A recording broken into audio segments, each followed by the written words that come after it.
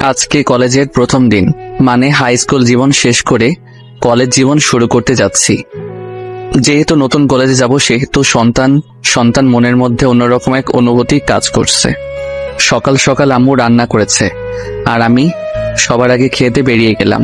সাথে আমার high school লাইফের সেই পুরনো সাইকেলটা। আব্বু বলেছিল বাইকের কথা, কিন্তু আমার আবার এইসব দিকে তেমন আকর্ষণ নেই। আমি আব্বুকে বলেছিলাম, আব্বু, আমার এখন বাইক লাগবে না, তুই বরং সেই টাকা দিয়ে অন্য কোনো কাজ করো।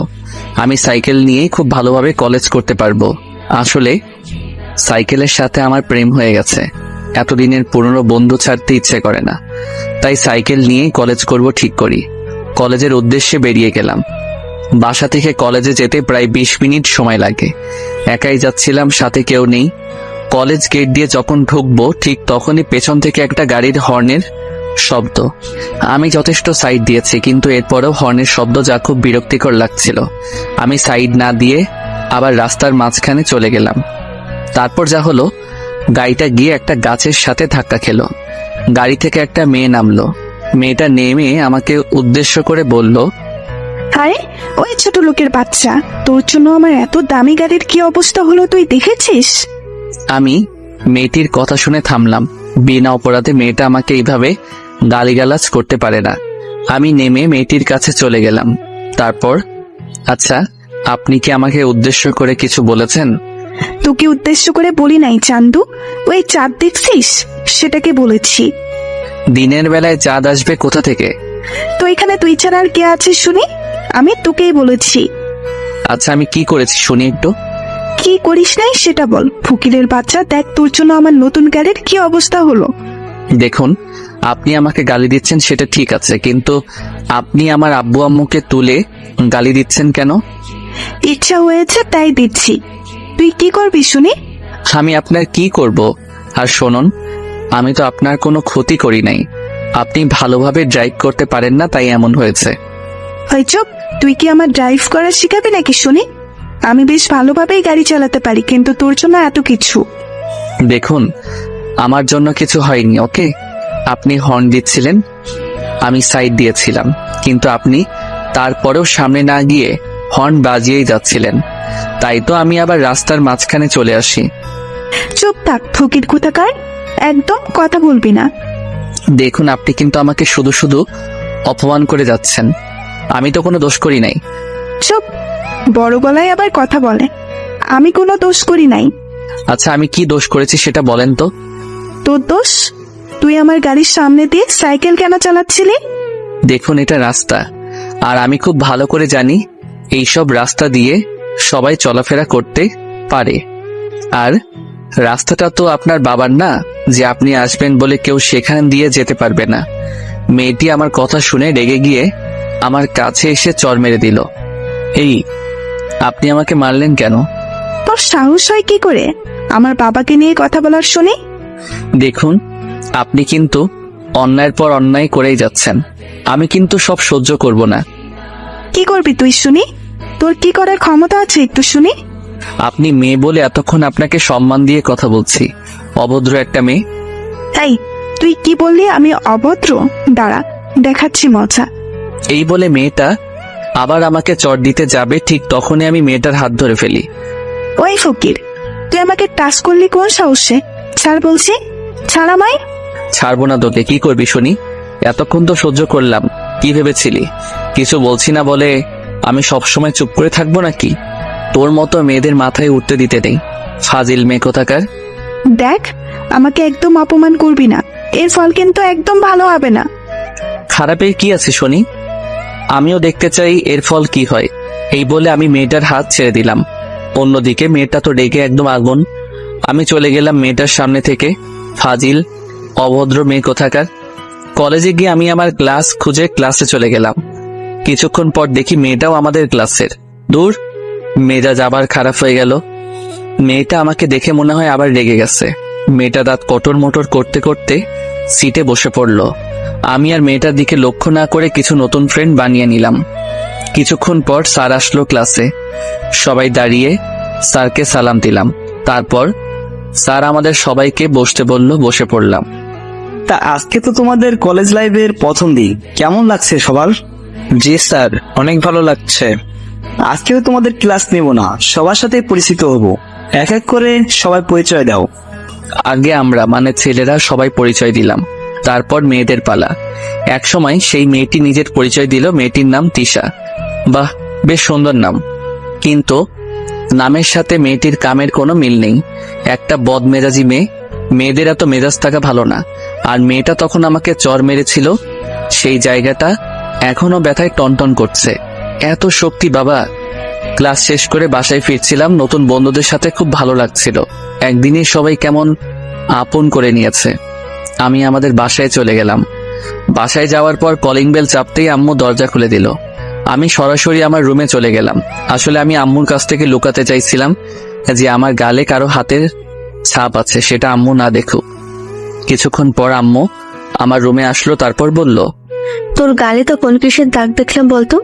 না আম্মু, তুমি কিসের দাগ দেখবে? মিথ্যা বলবি না, আমি দেখেছি, আর এখনো তোর গালের দাগগুলো খুব ভালোভাবে বোঝা যাচ্ছে। কিসের দাগ বল আমায়। না মানে আম্মু, আমি সাইকেল চালাচ্ছিলাম, তখন একটা মেয়ের সাথে ধাক্কা খেয়েছিলাম, তাই মেয়েটা আমাকে চড় মেরেছিল। কিছুটা সত্যি কিছুটা মিথ্যা। পুরোটা সত্যি বলে দিলে এটা ওটা জিজ্ঞেস করে, কান ঝালাপালা করে দিবে। সেটা তো একটা দুর্ঘটনা মাত্র, তার জন্য কেউ এইভাবে মারে? আম্মু বাদ দাও তো, যা হবার হয়ে গেছে। আমার খুব ক্ষুধা পেয়েছে, আমাকে তাড়াতাড়ি খেতে দাও, আমাকে আবার খেলতে যেতে হবে। আচ্ছা, আমি খাবার বেড়ে দিচ্ছি, তুই তাড়াতাড়ি খেতে চলে আয়। তারপর খেতে গেলাম। খাওয়া দাওয়া শেষ করে আমি খেলতে মাঠে চলে গেলাম। ক্রিকেট খেলছিলাম। মাঠের অপর প্রান্ত দিয়ে একটা মেয়ে হেঁটে যাচ্ছিল, বল করল, আর আমি ব্যাট সজোরে চালিয়ে দিলাম। ব্যাস, যা হবার তাই হলো।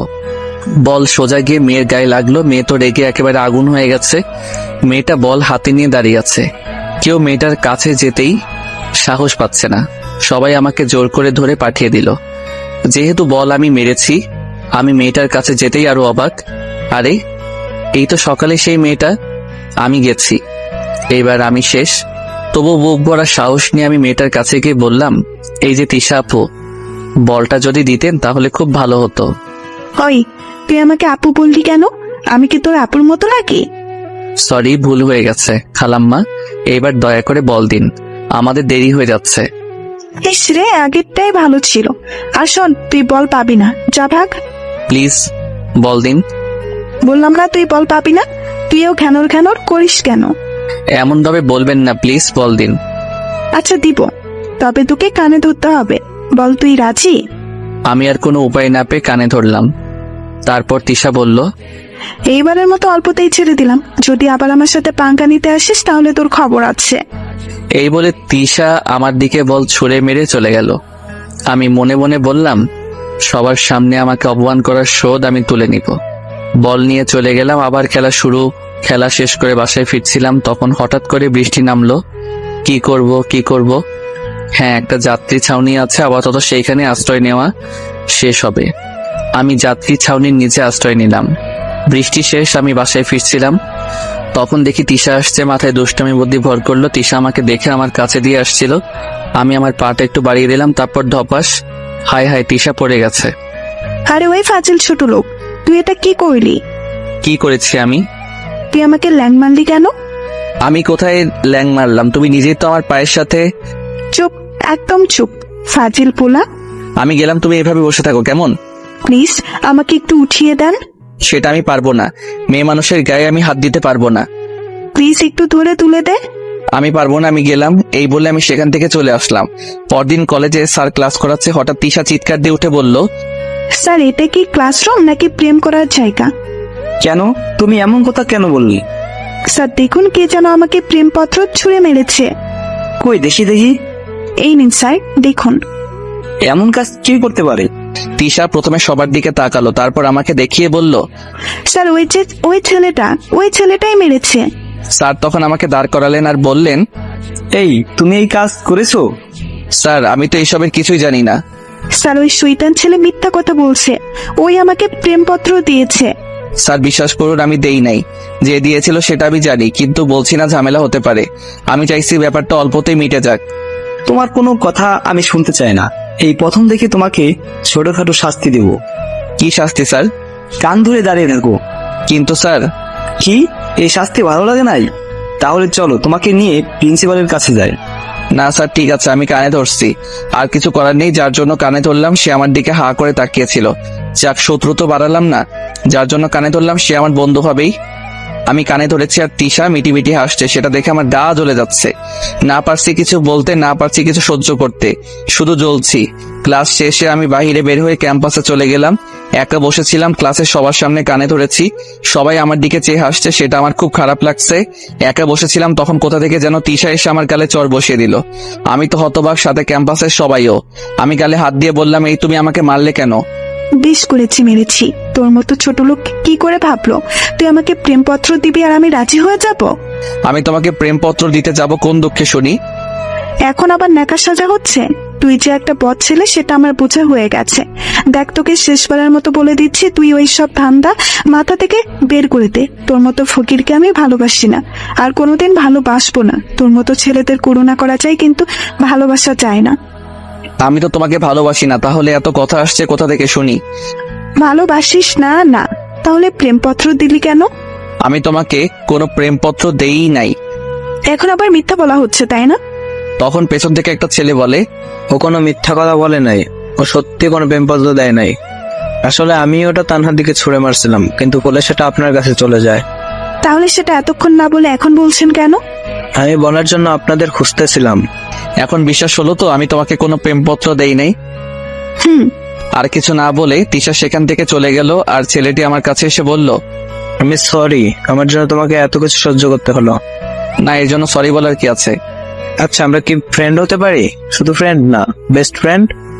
হ্যাঁ, হতেই পারি। তোমার নাম কি? আমার নাম ফারাবি, তোমার নাম তো সোহেল।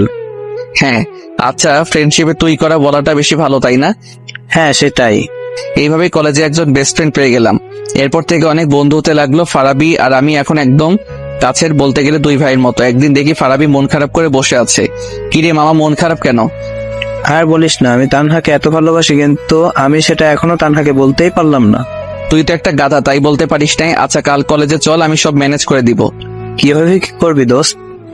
সেটা কালকে দেখতে পারবি। পরদিন কলেজে ফারাবি আর আমি অনেক আগেই কলেজে চলে এসেছি। দেখি তানহা আর ওর বান্ধবীগুলো আসছে। আমি তানহার সামনে গিয়ে বললাম, তানহা, তোমার সাথে আমার কিছু কথা ছিল। জি বলো, কি কথা? দেখো, বেশি ঘুরিয়ে পেঁচিয়ে বলতে পারবো না, আমার বন্ধু ফারাবি তোমাকে ভালোবাসে। আপনার বন্ধু ফারাবি আমাকে ভালোবাসে, সেটা আপনার বন্ধুর ব্যাপার, কিন্তু আমি অন্য এক ফারাবিকে ভালোবাসি, ক্লাস 10 থেকে। কিন্তু আমার বন্ধু তো তোমাকে অনেক ভালোবাসে। প্লিজ ফারাবিকে ফিরিয়ে দিও না। সরি, আমার পক্ষে সম্ভব নয়। আমি মন খারাপ করে ফারাবির কাছে চলে গেলাম। তারপর, দোস্ত, তুই তানহাকে ভুলে যা। কেন? কথা কেন বললি? তানহা নাকি অন্য কোনো এক ফারাবিকে ভালোবাসে। দাঁড়া, তানহার মজা বের করতেছি। গত 1 বছর যাবত আমি ওর পেছনে ঘুরছি। ফারাবি গিয়ে তানহার সামনে দাঁড়িয়ে, এই, তোমার পেছনে ঘুরছি আর তুমি অন্য কোনো ফারাবিকে ভালোবাসো? না মানে, আমি অন্য কাউকে ভালোবাসি। আর এই কথা তোমাকে কে বলেছে শুনি? কেন? আমার বন্ধু বলল তুমি নাকি অন্য কোনো ফারাবিকে নাকি ভালোবাসো। কে? তোমার বন্ধু? এই তো আমার বন্ধু। আরে, আমি কি জানতাম নাকি এনি তোমার বন্ধু? আমি তো ভাবছি এনি যার কথা বলছে আর আমি যাকে ভালোবাসি দুজন আলাদা মানুষ। তার মানে তুমিও আমাকে? হ্যাঁ। তাহলে তুমি যে বলেছো 1 বছর ধরে ভালোবাসো? হ্যাঁ, বাসি তো। আমি তোমাকে গত 1 বছর ধরে ভালোবাসি, অনেক ভালোবাসি তোমাকে। তাহলে এতদিন বললে না কেন? কেন? আমি কেন বলবো? তুমি বললে না কেন? আচ্ছা, তোরা দুজন কথা বল, আমরা না হয় অন্য জায়গায় গিয়ে বসি, কেমন? তারপর আমি আর তানহার বান্ধবীরা অন্য জায়গায় এসে বসে পড়লাম, তাদের সাথে কথা বলতে লাগলাম। তখন কোথা থেকে যেন তিশা এসে বলল, কি ব্যাপার, সেদিন আমাকে লাভ লেটার দিয়ে কাজ হয়নি বলে আজ আবার নতুন কারো খোঁজ করছিস নাকি? দেখো, তুমি যখন তখন এসে এইভাবে আবল তাবল কোনো কথা বলবে না। এরা সবাই আমার ফ্রেন্ড। ফ্রেন্ড না ছাই, তোকে আমি খুব ভালোভাবেই চিনে গেছি।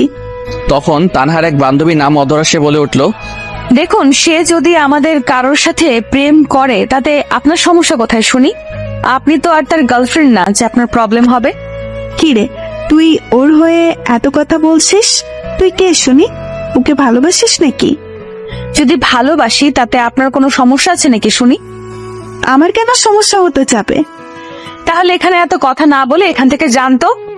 কেন, আমি কি তোদের প্রেমে সমস্যা করছি নাকি?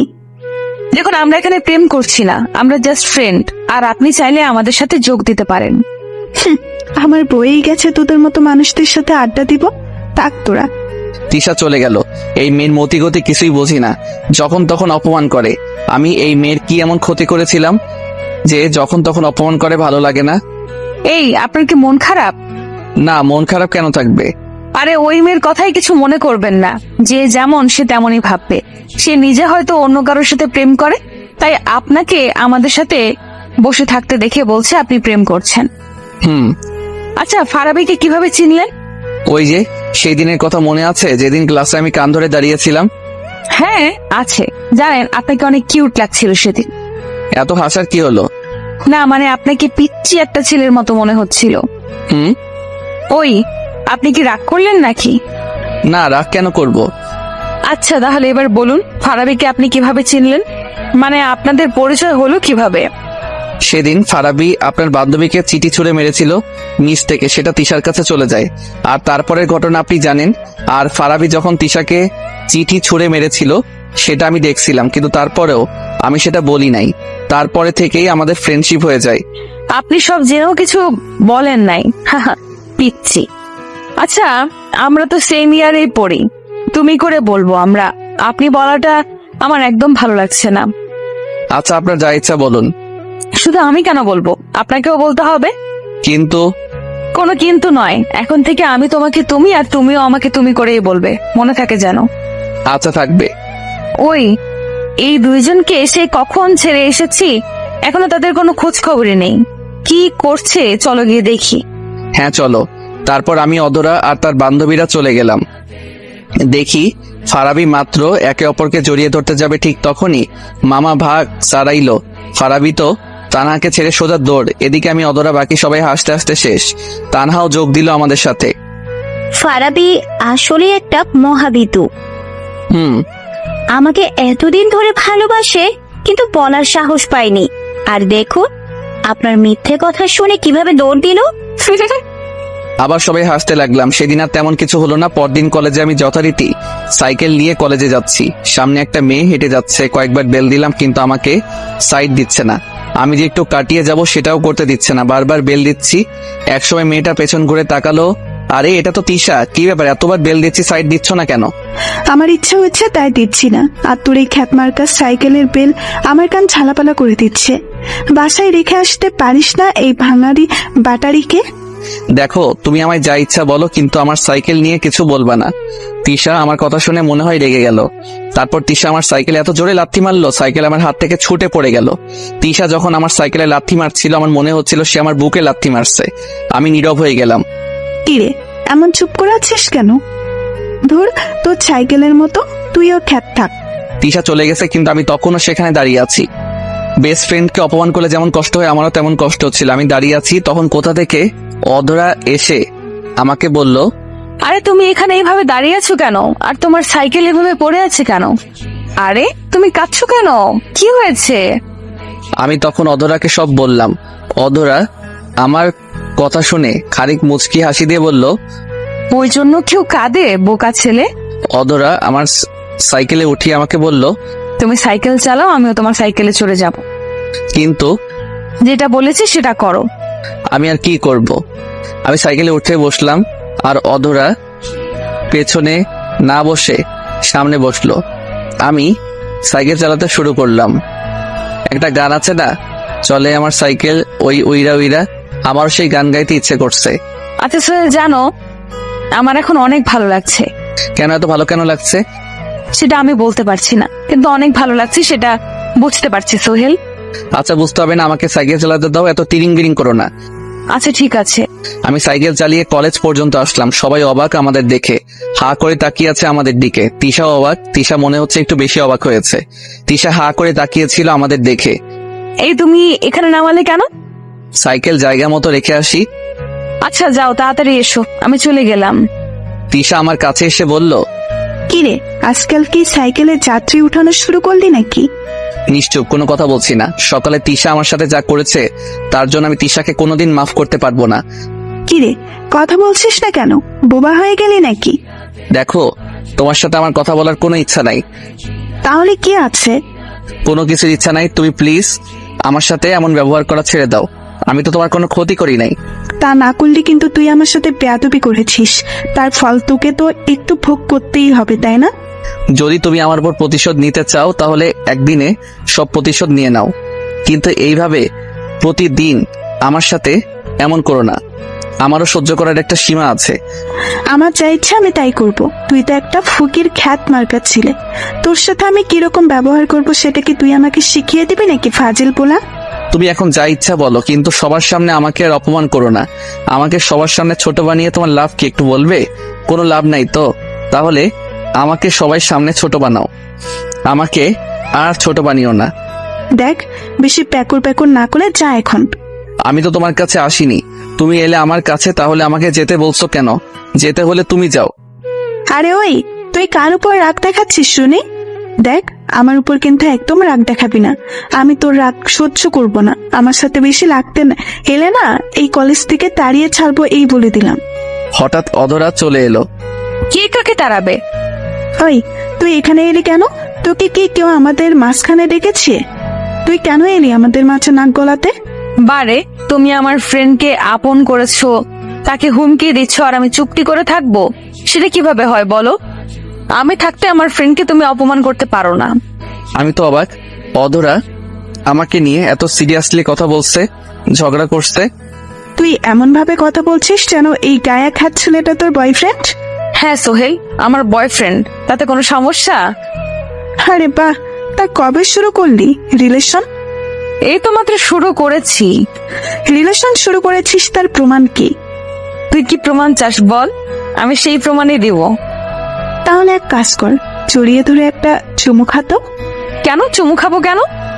আরে তা না হলে বুঝবো কিভাবে যে তুই তাকে কি ভালোবাসিস কিনা? আচ্ছা, আমি এক্ষুনি প্রমাণ করে দিচ্ছি। এই বলে অধরা আমার দিকে এগোচ্ছে, অবস্থা বেগতি। এখানে থাকলে যে কোনো কিছু হয়ে যেতে পারে। অধরা আমার কাছে আসার আগে আমি দৌড় দিলাম, একটা নিরাপদ স্থানে এসে হাঁপাতে লাগলাম।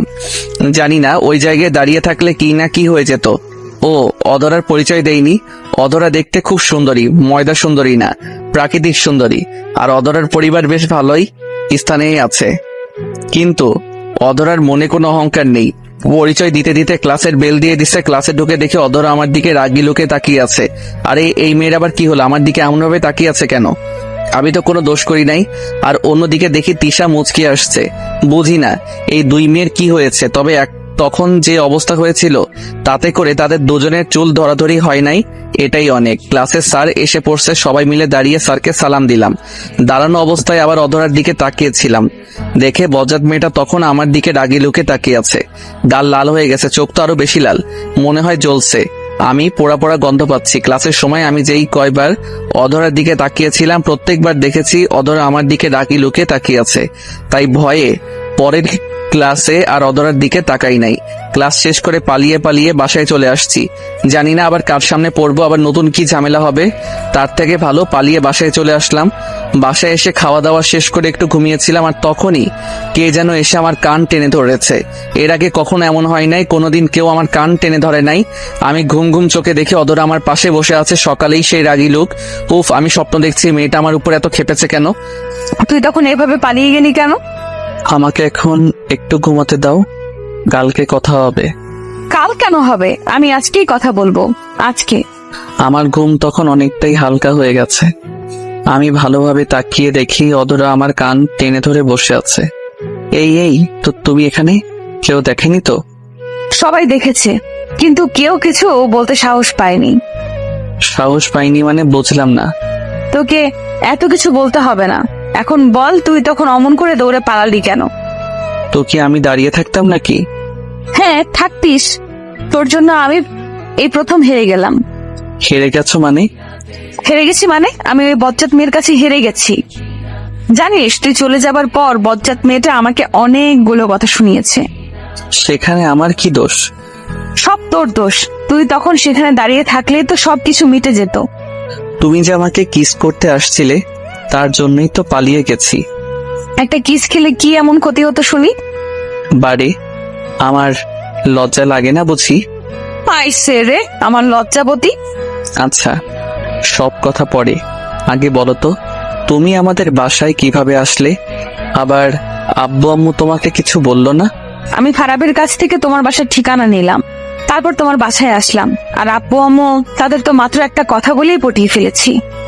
কি এমন কথা বলছো? বলতে লজ্জা করছে। লজ্জা করে? কিন্তু কেন? না মানে আমি বলেছি আমি তাদের ছোট ছেলের হবু বউ, দুষ্টুমির হাসি দিয়ে। কি তুমি এই কথা বলেছো? এত চিৎকার করার কি আছে? এই, তুমি কি আমাকে মারতে চাচ্ছ নাকি? আব্বু আম্মু তোমাকে কিছু বলে নাই? কি বলবে, শুধু বলেছে আগে ভালো মতো পরীক্ষায় পাশ করব, তারপর যা হবার হবে। হ্যাঁ, তোমার যা হবার তাই হবে, কিন্তু আমার মনে হচ্ছে এইবার আমাকে এই বাড়ি চিরদিনের জন্য ছাড়তে হবে। সমস্যা নেই, আমাদের বাসা তোমার জন্য আছে তো। চুপ করো। তোমাকে কে বলতে বলেছিল ওইসব মিথ্যা কথা? কেউ না। কে বলতে বলবে, আমার ইচ্ছে হয়েছে তাই বলেছি। আর আমার শ্বশুর শাশুড়ি মনে হয় আমাকে পছন্দ করেছে, তাই তো বেশি কিছু বলে নাই। ওই ভাই, কেউ এই বজ্জাত মেয়েকে একটু বোঝান তো, না হলে আমাকে একটা বিমান দেন, আমি উগান্ডা চলে যাব। এই মেয়ে বলে কি প্রথমে শ্বশুর শাশুড়ি বানিয়ে ফেললো? মাথায় মনে হয় বড় ধরনের প্রবলেম আছে। এই তুমি কি ভাবছো? না, তেমন কিছু না। আব্বু আম্মু কি সত্যি বাসায় আছে নাকি আজ খালি বাসা? না, ওনারা তো নিচেই বসে আছে। আমি যখন এলাম তখন তারা নিচেই বসেছিল। এখন কোথায় গেছে আমি কি করে বলবো? আমি তাড়াতাড়ি করে নিচে এলাম, দেখি আব্বু আম্মু নিচেই বসে আছে। এই রে, আমি এবার শেষ, আমি এইবার মরবো। আব্বু আমাকে দেখে ডাক দিল। আমি ভয়ে ভয়ে আব্বুর কাছে গেলাম। কিরে, এসব কি শুনছি? কতদিন ধরে চলছে এসব? আব্বু, আমি এসবের কিচ্ছু জানি না। হয়েছে, এখন আর মিথ্যা বলার কোনো দরকার নেই। শুন, মন দিয়ে পড়ালেখা কর। আর প্রেম করছিস ভালো কথা, আমাদের কাছে লোকালি কেন? আরে আব্বু, দেখি রাগ না করে আমার সাথে ভালোভাবেই কথা বলছে, কিন্তু আব্বু সত্যিটা না জেনে মিথ্যাটা সত্যি ধরে নিল। দূর, ভালো লাগে না। আচ্ছা, মেয়েটা সেই কখন আমাদের বাসায় এসেছে, ওকে কিছু খেতে দাও। না, আমি এখন কিছু খাবো না, আমাকে বাসায় যেতে হবে। আরো কিছুক্ষণ থেকে গেলে ভালো লাগতো। না আম্মু, অন্য একদিন। কি বজ্জাত মেয়ে, এখনই আমার আম্মুকে আম্মু বলে ডাকতে শুরু করেছে। আচ্ছা সোহেল, ও যখন চলে যেতে চাইছে তাহলে এক কাজ কর, তুই গিয়ে অধরাকে একটু এগিয়ে দিয়ে আয়। আমি আব্বুর কথায় রাজি হয়ে গেলাম, কারণ আমাকে জানতে হবে অধরা আমার বাসায় মিথ্যা কথা কেন বলল। আমি আর অধরা বাসার বাইরে চলে এসেছি। এই, তুমি আমার বাসায় মিথ্যা কথা বললে কেন? আমি চাইছিলাম আমি মিথ্যা বলে তোমাকে একটু বকুনি খাওয়াবো, কিন্তু পরে সব সত্যি বলে দিব। কিন্তু আব্বু আম্মু তো আমাকে তাদের ছেলের বউ বানাতে রাজিই আছে, তাই আর সত্যি বললাম না। হ্যাঁ, খুব ভালো করেছো, আমাকে উদ্ধার করেছো সত্যি না বলে। অধরার সাথে ঝগড়া করতে করতে অধরাকে তাদের বাসায় পৌঁছে দিয়ে আসলাম। বাসায় আসার পর আম্মু আবার কান টেনে ধরলো আর বলল, আমাদের না জানি বউ খোঁজা হয়ে গেল। দেখো আম্মু, ওই বজ্জাত মেয়েটা মিথ্যা বলছে। মিথ্যা না, সত্যি সেটা আমি জানি না, আর জানতে চাইও না। ছেলের বউ হিসাবে মেয়েটাকে আমার ভালোই লাগলো। ধুর আম্মু, তুমিও না। আমি চলে গেলাম। এইভাবে যেতে লাগলো দিনগুলো। তিশা আমাকে অপমান করে আর অধরা আগলে রাখে। এর কিছুদিন পর অধরা আবার আমাদের বাসায় আসলো। এসে আব্বু আম্মুকে বলল তার সাথে নাকি তার কোনো এক ফ্রেন্ডের বাসায় যেতে হবে, কিসের নাকি পার্টি আছে। আমি যেতে না চাইলেও আব্বু আম্মু আমাকে জোর করেই পাঠিয়ে দিল। আমি গাড়িতে উঠে অধরাকে জিজ্ঞেস করলাম, আচ্ছা আমাকে সাথে না নিলেও তো পারতে। হ্যাঁ পারতাম, কিন্তু যে পার্টিতে যাচ্ছি সেখানে সবাই কম বেশি মিঙ্গেল, তাই ভাবলাম আমি একা সিঙ্গেল থাকি যদি, তাই তোমাকে নিয়ে যাচ্ছি। এই মেয়ে আসলে একটা বড় পাগল। পার্টিতে গিয়ে আমি আর অধরা পাশাপাশি হাঁটছি। এক সময় অধরা আমার হাত ধরলো। কি হলো এটা, তুমি আমার হাত ধরলে কেন? আশেপাশে দেখো সবাই হাত ধরে হাঁটছে। আমি আর অধরা হাঁটছি, এমন সময় তিশা আমাদের সামনে আমাদের দেখে প্রচন্ড রেগে গেছে। চোখ দুটি লাল হয়ে গেছে, মনে হয় আমাদের দুজনকে খেয়ে ফেলবে। কিরে, সেদিন তো আমাকে খুব কথা শুনিয়েছিলি সোহেল নাকি আমাকে ভালোবাসে না। এই দেখ, আমি আর সোহেল আজ একসাথে হাত ধরে হাঁটছি, আর সোহেল আমাকে খুব ভালোবাসে, বুঝলি? ফাজিল মেয়ে, এতদিন তোর জন্য অনেক অপমান মুখ বুজে সহ্য করেছি, কিন্তু আর সহ্য করব না। কিসের এত দেমাগ শুনি? তোর বাবা বড় লোক তাই? হ্যাঁ, আমার বাবা বড় লোক, তাই আমার এত দেমাক। আরে থাম থাম, শুধু কি তোর একার বাবাই বড়লোক নাকি? অন্য কারোর বাবা বড়লোক হতে পারে না? শুন, তুই এতদিন সোহেলকে অকারণে অনেক অপমান করেছিস, কিন্তু এরপর থেকে ভুলেও আর তাকে তুই অপমান তো দূরের কথা, তার ধারে কাছেও আসবি না, এই বলে দিলাম। তুই বলার কে? আমি কাছে যাব নাকি যাব না সেটা আমার ব্যাপার। না, তোর ব্যাপার না, সে এখন আমার বয়ফ্রেন্ড, তো তার ব্যাপার আমি ভালো বুঝবো। তুই দয়া করে তার থেকে একটু দূরে দূরেই থাকিস। আমি অবাক হয়ে নীলার কথা শুনছিলাম। এই মেয়ে এসব বলছে কি? আমি তার বয়ফ্রেন্ড হলাম কবে? যাক, বলছে ভালোই করছে। আমি যা না পারতাম সেটা নীলা করে দিচ্ছে। আমার অপমানের বদলা নীলা নিচ্ছে, আমি তো এনজয় করছি। আরে আমি কি তোর মতো বোকা নাকি? আমি তোর মতো খ্যাতমার্কা ছেলের সাথে যাব, আর কোনোদিন তুই আমাকে তার ধারের কাছেও দেখবি না। সেটা হলেই ভালো হয়। তিশা হনহন করে চলে গেল। আচ্ছা, তুমি তিশাকে এত কিছু বললে কেন? আমার ইচ্ছে হলো তাই বললাম। এতদিন চুপচাপ ছিলাম, কিছু বলি নাই। আর বলি নাই বলে মেয়েটা এত বেড়ে গেছে, আর তুমি ওই মেয়ের হয়ে কথা বলছো কেন? কই, আমি কখন বললাম? না বলাই ভালো, চলো পার্টি এনজয় করি। পার্টি আমার এনজয় করা শেষ। মানে হলো তিশার অপমান আহা কত ভালো যে লাগছে বলে বোঝানো যাবে না। নীলাকে বললাম আমি বাসায় যাব। কেন এত আগে বাসায় কেন যাবে? আমার ভালো লাগছে না। এই কি বলো, কি হয়েছে তোমার? তেমন কিছু না, মাথা ব্যথা করছে। নীলা আর কিছু বললো না, গাড়িতে গিয়ে বসলো। সাথে আমিও। আমাকে বাসায় নামিয়ে দিয়ে নীলা চলে গেল। এরপর দিনগুলো খুব ভালো কাটতে লাগলো। আর সেদিনের পর থেকে তিশা আর আমাকে কোনো অপমান করে নাই, আমার সামনেও আসে নাই। আমি আর নীলা খুব ভালো বন্ধু। হ্যাঁ, আমাদের ব্যাচের প্রায় সবাই প্রেম করে, শুধু আমি আর নীলা ছাড়া। কিন্তু অনেকে এটা ভাবে আমার আর নীলার মাঝে রিলেশন আছে, যদিও এই কথা সত্যি না। কিন্তু লোকে ভাবলে আমাদের আর কি করার আছে? তার থেকে ভালো যে যেমন ভেবে খুশি তাকে তেমন ভাবতে দেওয়া উচিত। দেখতে দেখতে ইন্টার দ্বিতীয় বর্ষে পা রাখলাম। নীলা আর আমার মাঝে আগের থেকে বেশি ঘনিষ্ঠতা হয়েছে বলতে গেলে। একে অপরের জন্য পাগল, কেউ কাউকে ছাড়া থাকতে পারি না। নীলা যেখানেই যাক না কেন আমাকে সাথে নিয়ে যাবে, আর সবার সামনে পরিচয় দিবে আমি নাকি তার বয়ফ্রেন্ড, হবু স্বামী। আমি এই জন্য নীলাকে আগে অনেক কিছু বলতাম, কিন্তু এখন কেন জানি না ভালো লাগে, তাই কিছু বলি না।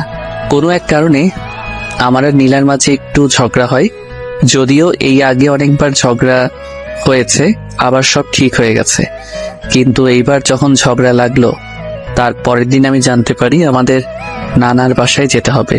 2 দিন পর নাকি আমার মামাতো ভাইয়ের বিয়ে। মামাতো ভাই বিয়ের জন্য পাগল হয়ে গেছে। যদি বিয়ে দেওয়া না হয় তবে নাকি বউ বাসায় নিয়ে আসবে। মামা মামি মান সম্মানের ভয় বিয়ে দিতে রাজি হয়ে গেল। হঠাৎ করেই সব ঠিক হয়ে গেছে। আজকে রাত্রের ট্রেনেই আমাদের যেতে হবে। আমি নীলাকে অনেকবার ফোন দিয়েছি, কিন্তু ফোন অফ। নীলাকে সাথে নেওয়ার ইচ্ছা ছিল, গ্রাম দেখতে চেয়েছিল, কিন্তু সেটা আর হলো না। মন খারাপ, নীলাকে জানাতেও পারলাম না আমরা ঢাকা ছাড়ছি। মামার বাসায় গিয়ে আমি মনমরা হয়েছিলাম। যেদিন গায়ে হলুদ সেদিন কয়েকটা মেয়ের সাথে কিছু পিক তুলে ফেসবুকে আপলোড করি। আমার গায়ে হলুদ ছিল আর জামাই জামাই লাগছিল। পোস্টে লেখা ছিল কালকেই বিয়ে। তারপর সব ঝামেলা শেষ। উফ, খুব আনন্দ লাগছে। ছবি আপলোড করার কিছুক্ষণ পর দেখি নীলার ফোন। আমি তো মহা খুশি। নীলা ফোন দিয়েছে, মনের খুশিতে হাসতে হাসতে ফোন ধরলাম। হ্যাঁ নীলা, বলো। জানো, আমি খুব খুশি। নীলা আমার সেই কথার দিকে মন না দিয়ে বলল, আচ্ছা তুমি এখন কোথায়? তোমাদের বাসায় কেউ নেই, তোমাকেও দেখছি না। আমি তো গ্রামে আছি। ঠিকানা দাও। তাও ঠিকানা দিয়ে দিলাম, সাথে সাথে ফোন কেটে দিল। ধুর, কি হলো? একটু যে মন খুলে কথা বলবো সেটাও হলো না। রাতে সবাই আনন্দ করছে, হঠাৎ বাসার বাহিরে 2টা গাড়ি এসে থামলো। এত রাতে গাড়িতে কে এলো? সবাই চিন্তায় আছে। গাড়ি থেকে লোকগুলো নেমে বাসার দিকে আসছিল। আমি শুনেছি এই গ্রামে নাকি মাঝে মধ্যে ডাকাতি হয়। আমি ভাবলাম হয়তো ডাকাত এসেছে, তাই কাউকে কিছু না বলে লুকিয়ে পড়লাম। লুকিয়েছে অনেকক্ষণ হয়েছে। একসময় আমি লক্ষ্য করলাম আমার নাম ধরে অনেকে ডাকাডাকি করছে। আমি তো আরো ভয় পেয়ে গেলাম, কিন্তু একটু সাহস বুকে নিয়ে বেরিয়ে এলাম। সবার সামনে দেখি নীলা ও তার পরিবার, সাথে উকিল আছে আর একজন হুজুর। আমি নীলাকে দেখে অবাক। এত রাতে তুমি এখানে কি করো? কোনো কথা বলছে না। আব্বু এসে বলল, আজকে তোদের বিয়ে। আব্বু কি বলো? তুমি কি ঘুমে আছো নাকি? না, আমি জেগে আছি। আজ তোদের বিয়ে। মেয়েটা অনেকক্ষণ অনেক কান্নাকাটি করছে। আমরা চেয়েছিলাম তোদের বিয়ের পরীক্ষার পর দেব, কিন্তু না, তোদের বিয়ে আজকেই হবে। কিন্তু আব্বু, চুপ হারামজাদা। যখন প্রেম করছিলি তখন মনে ছিল না? এখন বিয়ে করতে সমস্যা কিসে শুনি? আমি না কিছু বলতে পারছি না, শুধু এটা ভাবছি এসব আমার সাথে কি হচ্ছে। ভাবতে ভাবতে মনে হয় বিয়ে হয়ে গেছিল। আমাদের দুজনকে এক রুমে পাঠানো হলো। কি হয়েছে সেটা আমি তখনও বিশ্বাস করতে পারছি না। রুমের মধ্যে আমি আর নীলা। এই শোনো, কি হলো এইসব? বিয়ে হয়ে এখন বাসর হবে। তুমি আমাকে বিয়ে করলে কেন? ভালোবাসি তাই। ভালোবাসো? কই আগে তো কোনোদিন বলো নাই। মেয়েরা কখনো আগে বলে গাধা? আমি তো তোমাকে অনেক আগে থেকেই ভালোবাসি। ভালোবাসতে ভালো কথা, এই বয়সে বিয়ে? কি করব বলো? আমি যখন দেখলাম তুমি ফেসবুকে ছবি আপলোড করেছো, আমি তো ভেবেছিলাম তোমার বিয়ে। তাই তো অনেক কান্নাকাটি করলাম। আব্বু আম্মুকে বললাম তোমার সাথে বিয়ে না দিলে আমি নিজেকে শেষ করে ফেলবো। তাই তারা ভয়ে। আমি তো এখনো পিচ্ছু। সমস্যা নাই, আজকে বড় করে দিব আমার পিচ্ছি বরকে। মানে কিভাবে? এত কিছু জানি না, চলো বাসর করব। এতদিন পর তোমাকে কাছে পেলাম, এবার আসো বাসর করব। এই আপনারা এখন একটু জানতো, সকালে দেখা হবে, বাসর করব। আমিও আগে থেকে নীলাকে ভালোবাসতাম, কিন্তু বলি নাই। বাসর রাতে বিড়াল ভালোই মারলাম, যদিও ইতিহাস বলবো না। আসুন আবার গল্পে ফিরে আসি। মামাতো ভাইয়ের বিয়ে খেতে এসে নিজেই বিয়ে করে ফেললাম। খুব দারুণ ব্যাপার। বিয়ে শেষ, এবার আমাদের ঢাকায় ফেরার পালা।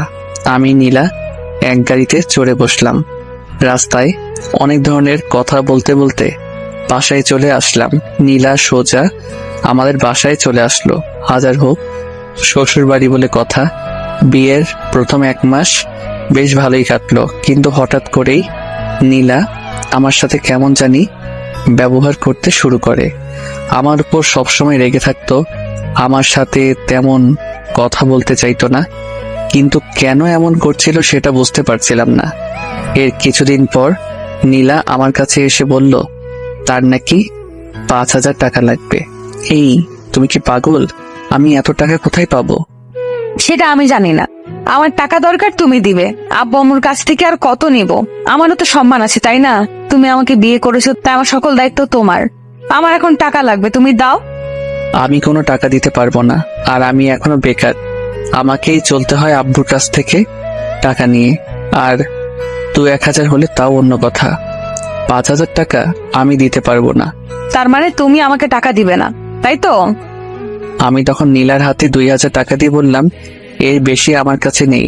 নীলা রেখে টাকাগুলো ছুঁড়ে ফেলে দিল আর বলল, আমারই ভুল, তোর মতন ছেলেকে বিয়ে করেছিলাম বলে। আমার বোঝা উচিত ছিল তুই একটা ছোট লোক। আমার ভরণ পোষণ তুই করতে পারবি না। তুই আমার জীবনে আসার পর আমি দিনে দিনে সব স্বাধীনতা হারিয়ে ফেলেছি। এখন তো নিজের শখ আহ্লাদও পূরণ করতে পারবো না তোর জন্য। এই তুমি আমার সাথে এমন ভাবে কথা বলছো কেন? তো তোর সাথে আর কেমন ভাবে কথা বলবো? আজকে আমার এক বান্ধবীর বিয়ে বাড়িতে যাব। আমার কাছে 1 টাকাও নেই। তোর কাছে চাইলাম, তুই দিবি না। হ্যাঁ, আব্বুর কাছে টাকা চাইলে আমি অনেক পাবো, কিন্তু তাদের কাছে তো আমি এখন অন্য কারো বউ। তুই মাথা ঠান্ডা করো প্লিজ। চুপ, একদম চুপ, একদম কথা বলবি না। 5,000 টাকা দেওয়ার ক্ষমতা নেই, আমাকে বিয়ে করেছে। আমারও রাগ উঠে গেছে এমন কথা শুনে। দেখো নীলা, আমি কিন্তু তোমাকে বিয়ে করতে চাইনি, তুমি আমাকে বিয়ে করেছো। হ্যাঁ, সেটাই তো আমার জীবনের বড় ভুল। তোকে করুণা করে বিয়ে করেছি। মানে কি বলতে চাচ্ছ তুমি? কিসের করুণা? আরে তিশা যখন তোকে অপমান করতো, তোর জন্য আমার করুণা হতো, আর সেই কারণে তোর সাথে মিশেছি। কেন যে সেদিন পাগলের মতো তোকে বিয়ে করতে গেছিলাম। দেখো, বারবার বিয়ে করতে গেছিলাম বলে চিল্লাইও না। কি? আমি চিল্লাচ্ছি? ছোট লোক, তোর সাথে কথা না বলাই ভালো। 2 পয়সা রোজগার করার ক্ষমতা নেই, আবার বড় বড় কথা। আমি আর কিছু বলছি না। কি হলো নীলা? নীলা তো এমন ছিল না, আমার সাথেই প্রথম এত খারাপ ব্যবহার করলো। শুধু কি টাকার জন্য, নাকি অন্য কোনো ব্যাপার আছে? খুব কষ্ট হচ্ছে এইসব কথা ভাবার সময়। আমাকে চুপ থাকতে দেখে নীলা রাগে গজগজ করতে করতে চলে গেল। আগে থেকে রেডি হয়েছিল, আগে কোথাও গেলে আমাকে নিয়ে যেত, কিন্তু ইদানিং আমাকে বলার প্রয়োজন মনে করে না। নীলা চলে যাওয়ার পর আমি ভাবছি কি থেকে কি হয়ে গেল কিছুই বুঝতে পারছি না। এসব কথা ভাবতে ভাবতে কখন যে চোখে জল চলে এসেছে সেটা আমি নিজেও জানি না। নীলা তো ঠিকই বলেছে, আমি কোনো কাজকর্ম করি না। নীলাকে বিয়ে করে ওর জীবন তো সত্যি নষ্ট করে দিয়েছি। আসলে বড়লোকদের মনে কি চলে তা কেউ জানেও না, বুঝতেও পারে না। নীলার ক্ষেত্রেও তাই হলো, কিন্তু বিয়ে যখন হয়েই গেছে একটু মানিয়ে নিলেই তো হতো। নীলা বাসা থেকে গেছে অনেকক্ষণ হয়ে গেছে, কিন্তু এখনো নীলা বাসায় আসছে না। অনেক রাত হয়ে গেছে, ফোন দিচ্ছি কিন্তু ফোন বারবার বন্ধ বলছে। খুব চিন্তা হচ্ছে নীলার জন্য, নানা রকম চিন্তা ভাবনা করছি। এরই মাঝে বাসার কলিং বেলের শব্দ। আমি রুম থেকে দৌড়ে বের হলাম কে এসেছে সেটা দেখার জন্য। নীলা এসেছে। নীলাকে দেখে মনে শান্তির পর্ব ফিরে আসলো। আম্মুর সাথে কি যেন কথা বললো, তারপর উপরে উঠে আসতে লাগলো। আমাকে দেখলো কিন্তু আমার সাথে একটাও কথা বললো না। অনেক অবাক হলাম। কিছু না বলে নীলার পেছনে পেছনে রুমে চলে গেলাম। রুমে গিয়ে, এতক্ষণ কোথায় ছিলে? বন্ধুর বিয়ে ছিল। ফোন বন্ধ কেন? ও চার্জ নেই মনে হয়। আমার তো চিন্তা হয় নাকি, সেই সকালে বের হয়েছো আর সারাদিন ফোন ছিল বন্ধ। একবারও অন্য কারো নাম্বার দিয়ে তো জানাতে পারতে। আগে তো সারাদিন ফোন দিয়ে সব বলতে, কিন্তু এখন এমন করছো কেন? আগে করেছি, যে এখন করতে হবে সেটার কি বাধ্যতামূলক নাকি? তুমি আমার সাথে এমন ভাবে কথা বলছো কেন? কেমন ভাবে কথা বলছি? রেগে কথা বলছো কেন আমার সাথে? বারে, রাগ করার মতো কথা বললে রাগ করবো না? আমি এমন কিছু বলি নাই যে তুমি রাগ করবে। তোমার জন্য চিন্তা হচ্ছিল তাই জিজ্ঞেস করছি। আমার না এইসব ভালো লাগে না। আরে বিয়ে হয়ে গেছে বলি কি আমার কোনো স্বাধীনতা থাকবে না নাকি? আমার সব কাজে কি তোর নাক গলাতে হবে? আচ্ছা যাও, তুমি ফ্রেশ হয়ে আসো, পরে কথা হবে। নীলার সাথে ঝগড়া করার কোনো ইচ্ছা আমার নেই, তাই নীলাকে ফ্রেশ হতে পাঠিয়ে দিলাম। ফ্রেশ হয়ে বের হলো নীলা। চলো খেতে চলো। আমি বিয়ে বাড়ি থেকে খেয়ে এসেছি। একবারও জিজ্ঞেস করলো না আমি খেয়েছি কিনা। সারাদিন নীলার চিন্তায় কিছু মুখে তোলা হয়নি। আম্মু অনেকবার বলেছিল খেতে, কিন্তু খেতে ইচ্ছাই করে নাই নীলার চিন্তায়। আর যখন বাসায় আসলো, কই একসাথে খাবো তা না। আমার খুব ঘুম পাচ্ছে, আমি ঘুমাবো। হ্যাঁ চলো, আমিও ঘুমাবো। বিছানায় গিয়ে শুইলাম, কিন্তু এ কি, নীলা মাঝখানে কোলবালিশ রাখছে কেন? এই তুই মাঝখানে কোলবালিশ রাখছো কেন? আজ থেকে আমাদের মাঝে এটা থাকবে। কেন এটা থাকবে কেন? যাতে করে তুমি আমাকে টাচ করতে না পারো। যে স্বামী তার স্ত্রীকে হাত খরচের টাকা দেয় না, সেই স্বামীর অধিকার নেই টাচ করার। নীলার কথা শুনে অনেক বড়সড় একটা ধাক্কা খেলাম। মেয়ে বলে কি, যে মেয়ে আমাকে জড়িয়ে ধরা ছাড়া ঘুমাতে পারতো না, সেই মেয়ে নাকি? না, আর ভাবতে পারছি না। এসব ভাবলেই কান্না আসছে, কিন্তু কান্না করতে তো পারবো না। ছেলেদের দেখি কান্না করতে নেই। নীলা মাঝখানে বালিশ রেখে অন্য পাশে ঘুরে রইল। আমিও আর কিছু বললাম না। অনেক চেষ্টা করেছি কিন্তু কিছুতেই ঘুম আসছে না। আসলে নীলা জড়িয়ে না ধরলে ঘুম আসে না। কেমন জানি একটা বদভ্যাস হয়ে গেছে অল্প কয়েকদিনে। অনেক রাত হয়ে গেছে, ঘুম আসছে না। এতক্ষণে নীলা নিশ্চয়ই ঘুমিয়ে পড়েছে, তাই আমি কোলবালিশ সরিয়ে নীলাকে জড়িয়ে ধরলাম। এই তো এখন ঘুম আসছে, প্রায় ঘুম চলে এসেছে। তখন নীলা ঠাস করে একটা চড় আমার গালে বসিয়ে দিল। উফ কি ব্যথা! কই তোরে বলেছিলাম তুই আমাকে টাচ করবি না, কিন্তু তোর সাহস হলোটা কি করে আমাকে টাচ করার? কি করব, আমার তো ঘুম আসে না তোমাকে জড়িয়ে না ধরলে। ঘুম না আসলে না আসুক, তবু তুই আমাকে জড়িয়ে ধরবি না।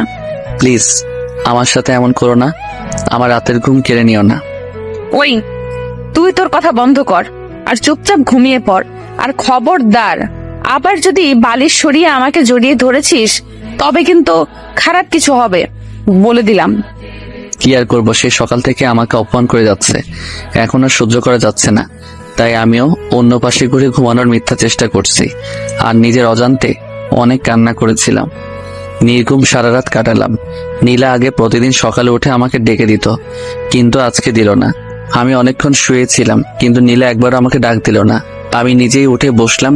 নীলা ফ্রেশ হয়ে বের হলো। নীলা আমাকে দেখে জিজ্ঞাসা করলো, কি ব্যাপার, তোমার চোখ এত লাল কেন? সারা রাত না ঘুমানোর জন্য হয়তো লাল হয়ে গেছে। নীলাকে সেটা না বলে বললাম, চোখ কি যেন গেছিল। ও যাও ফ্রেশ হয়ে নাও, কলেজ যাবে না? হ্যাঁ যাব। তারপর আমি ফ্রেশ হতে চলে গেলাম। ফ্রেশ হয়ে বের হয়ে দেখি নীলা প্রায় রেডি হয়ে গেছে। আমিও রেডি হতে লাগলাম। কি ব্যাপার, আর কতক্ষণ লাগবে? এই তো হয়ে গেছে। তুমি তাহলে পরে এসো, আমি গেলাম। আমার তো প্রায় হয়ে গেছে। আমার তাড়া আছে, আমাকে এক্ষুনি যেতে হবে। নীলা চলে গেল। আবারও খুব অবাক হলাম যে নীলা কিনা আমাকে রেখে একা কলেজে যেতেই চাইতো না, সেই নীলা আজকে আমাকে রেখেই চলে গেল। আমি আর সেদিন কলেজে গেলাম না, বাসায় ছিলাম। নীলা কলেজ থেকে ফিরে এসেছে। কি ব্যাপার, আজ কলেজে গেলে না যে? এমনি। আর কিছু বলল না, আমিও বললাম না। একটা কথা বলা হয়নি, আমাদের বিয়ে হয়েছে সেটা অনেক কম লোক জানে, কলেজে কেউ জানে না। সেদিন রাতেও আগের দিনের মতো হলো। মাঝখানে কোলবালিশ রেখে নীলা ঘুমিয়ে পড়েছে। আমিও মাঝরাতে নীলাকে জড়িয়ে ধরেছিলাম। তারপর আগের রাতের মতো নীলা আমাকে ঠাস করে একটা চর মেরে চলে যায়। মানে রাগ করে সেদিন রাতে নীলা অন্য রুমে ঘুমাতে যায়। আমি অনেক আটকাতে চেয়েছি, কিন্তু নীলা আমার কোনো কথা না শুনে চলে যায় অন্য রুমে। এইভাবে আমাদের দূরত্ব বাড়তে থাকে। আগে নীলা আমাকে একা অপমান করলে ইদানিং আমার আব্বু আম্মুকে অপমান করে। একদিন আম্মু নীলাকে রান্নার কাজে সাহায্য করতে বলেছিল, আর নীলা তার বিপরীতে জবাব দিয়েছিল সে কাজের লোক নাকি যে সে রান্না করবে। এক কথায় দুই কথায় তাদের মাঝে ঝগড়া লেগে যায়। নীলা যা না তাই বলে, আমার আম্মুকে অপমান করছে। আমি সেটা নীরবে সহ্য করব না। আমি গিয়ে আমার সমস্ত শক্তি দিয়ে নীলার গালে চর মারি। নীলা চর খেয়ে বলে, ছোট লোকের বাচ্চা, তো সাহস হয় কি করে আমার গালে হাত তোলা? আমার আব্বু আম্মু আমাকে কোনোদিন মারলো না, আর তুই একটা ছোট লোক হয়ে আমাকে মারলি? তোকে এই অধিকার কে দিয়েছে? তুই নিজেই সেই অধিকার দিয়েছিস, ভুলে গেছিস নাকি? হ্যাঁ, আজ থেকে ভুলে যাব। আমি থাকবো না আর তোর বাসায়। আমাকে মুক্তি দে, আমাকে স্বাধীনতা দে। যা যা, অনেক হয়েছে। তুই যা চাইলি তাই হবে। হ্যাঁ, আমি আজকে এই বাসা ছেড়ে আমার বাসায় চলে যাব। কেন থাকবো তোর বাসায়? তোর অপমান সহ্য করার জন্য? না, কোনোদিন না। যে ছেলে বিয়ে করে বউয়ের দায়িত্ব নিতে পারে না, আব্বুর ঘাড়ের উপর বসে খায়, সেই ছেলের সাথে সংসার করার থেকে না করা অনেক ভালো। ভালো যখন তখন করিস না। এতদিন ধরে তোর সব অন্যায় কাজ মুখ বুজে সহ্য করেছি, কিন্তু আর না। তুই যেতে পারিস নীলা। আর কিছু না বলেই হনহন করে উপরে চলে গেল। আমি আম্মুর কাছে নীলার হয়ে ক্ষমা চেয়ে নিলাম। কিছুক্ষণের মধ্যে নীলা ব্যাগ গুছিয়ে নিচে চলে এসেছে। গেলাম আমি, এই বাসা থেকে বোরিং হয়ে গেছি। আমি আর নীলাকে আটকালাম না। নীলা চলে গেছে। 2 ঘন্টা পর নীলার আব্বুর ফোন। আমি কল রিসিভ করে সালাম দিলাম। বাবা, তোমার আর নীলার কি কিছু হয়েছে? আমি তারপর সব বললাম। নীলার আব্বু বলল, আচ্ছা বাবা, তুমি চিন্তা করো না, সব ঠিক হয়ে যাবে। মেয়ে আমার একটু জেদি। কল কেটে দিল। আমি সেদিন রাতে আরো বেশি করে মিস করছিলাম নীলাকে। এতদিন মেয়েটাকে দেখেছি, কিন্তু আজ দেখতেই পেলাম না। অনেক কষ্ট হচ্ছে আমার। রাতে কিছুতেই ঘুম আসছিল না। যদিও গত কিছু রাতে আমি ঘুমাতে পারি না, ঘুমানোর জন্য মাঝে মাঝে একটা করে ঘুমের ট্যাবলেট খাই। নীলাকে মিস করছিলাম, তাই নীলাকে কল দিলাম। কল দিচ্ছি আর নীলা কেটে দিচ্ছে, কিন্তু আমি তবুও কল দিয়ে যাচ্ছি এই আশায় একবার যদি কল রিসিভ করে পাগলিটার কণ্ঠস্বর শুনতে পারবো। তাতেই অনেক। কলের পর কল দিচ্ছিলাম, একসময় ধরলো। ওই, তোর কি কোনো কাজ কাম নেই? এত রাতে আমাকে এতবার করে ফোন দিচ্ছিস কেন? হ্যাঁ, ও হ্যাঁ, তুই তো সত্যিই কোনো কাজ কাম নেই, সারাদিন টোটো করে ঘুরে বেড়ানো ছাড়া। আমি তোমাকে ভালোবাসি নীলা, প্লিজ আমার কাছে চলে এসো, খুব কষ্ট হচ্ছে আমার। ভালোবাসি সেটা অন্য কাউকে গিয়ে বলবি কেমন? আর আমি তোর কাছে কোনোদিনও যাব না। একবার গিয়ে অনেক বড় ভুল করে ফেলেছি। আগে যদি জানতাম এমন হবে, তোর মতন ছেলের সাথে কোনোদিন মিশতাম না। ছোট লোক কোথাকার। ফোন রাখ, আর কখনো আমার নাম্বারে কল দিবি না। প্লিজ এমন করো না, তুমি না আমার বিয়ে করা বউ। আমি তোকে ডিভোর্স দিয়ে দিব। নীলার মুখে ডিভোর্সের কথা শুনে নিজেকে আর সামলে রাখতে পারলাম না, কেঁদে দিলাম। নীলা আমার কান্না শুনছিল। নীলা বলল, দেখ, যা হবার হয়ে গেছে। আবেগের বশে মানুষ কত কিছু করে। যা হয়ে গেছে তা তুই ভুলে যা। কি করে ভুলবো তোমায় বলো? কি করে ভুলবো তোমার সাথে কাটানো দিনগুলো? আমি ভুলতে পারবো না, আমার পক্ষে সম্ভব না। সেটা তোর ব্যাপার, কিন্তু আমি এইসব ভুলে যেতে চাই। আচ্ছা, আমি বেশি কিছু জানতে চাইবো না, শুধু এইটুকু জানতে চাই তুমি কেন এমন করছো। তা আমি আর কি করব? তুই এখনো বেকার, তোর কাছে কিছু চাইলে তুই দিতেই পারবি না। আব্বু আম্মুর কাছ থেকে আমাকে সব নিতে হয়। তার থেকে ভালো আমি তোকে ছেড়ে দিয়ে আব্বু আম্মুর কাছেই থাকবো।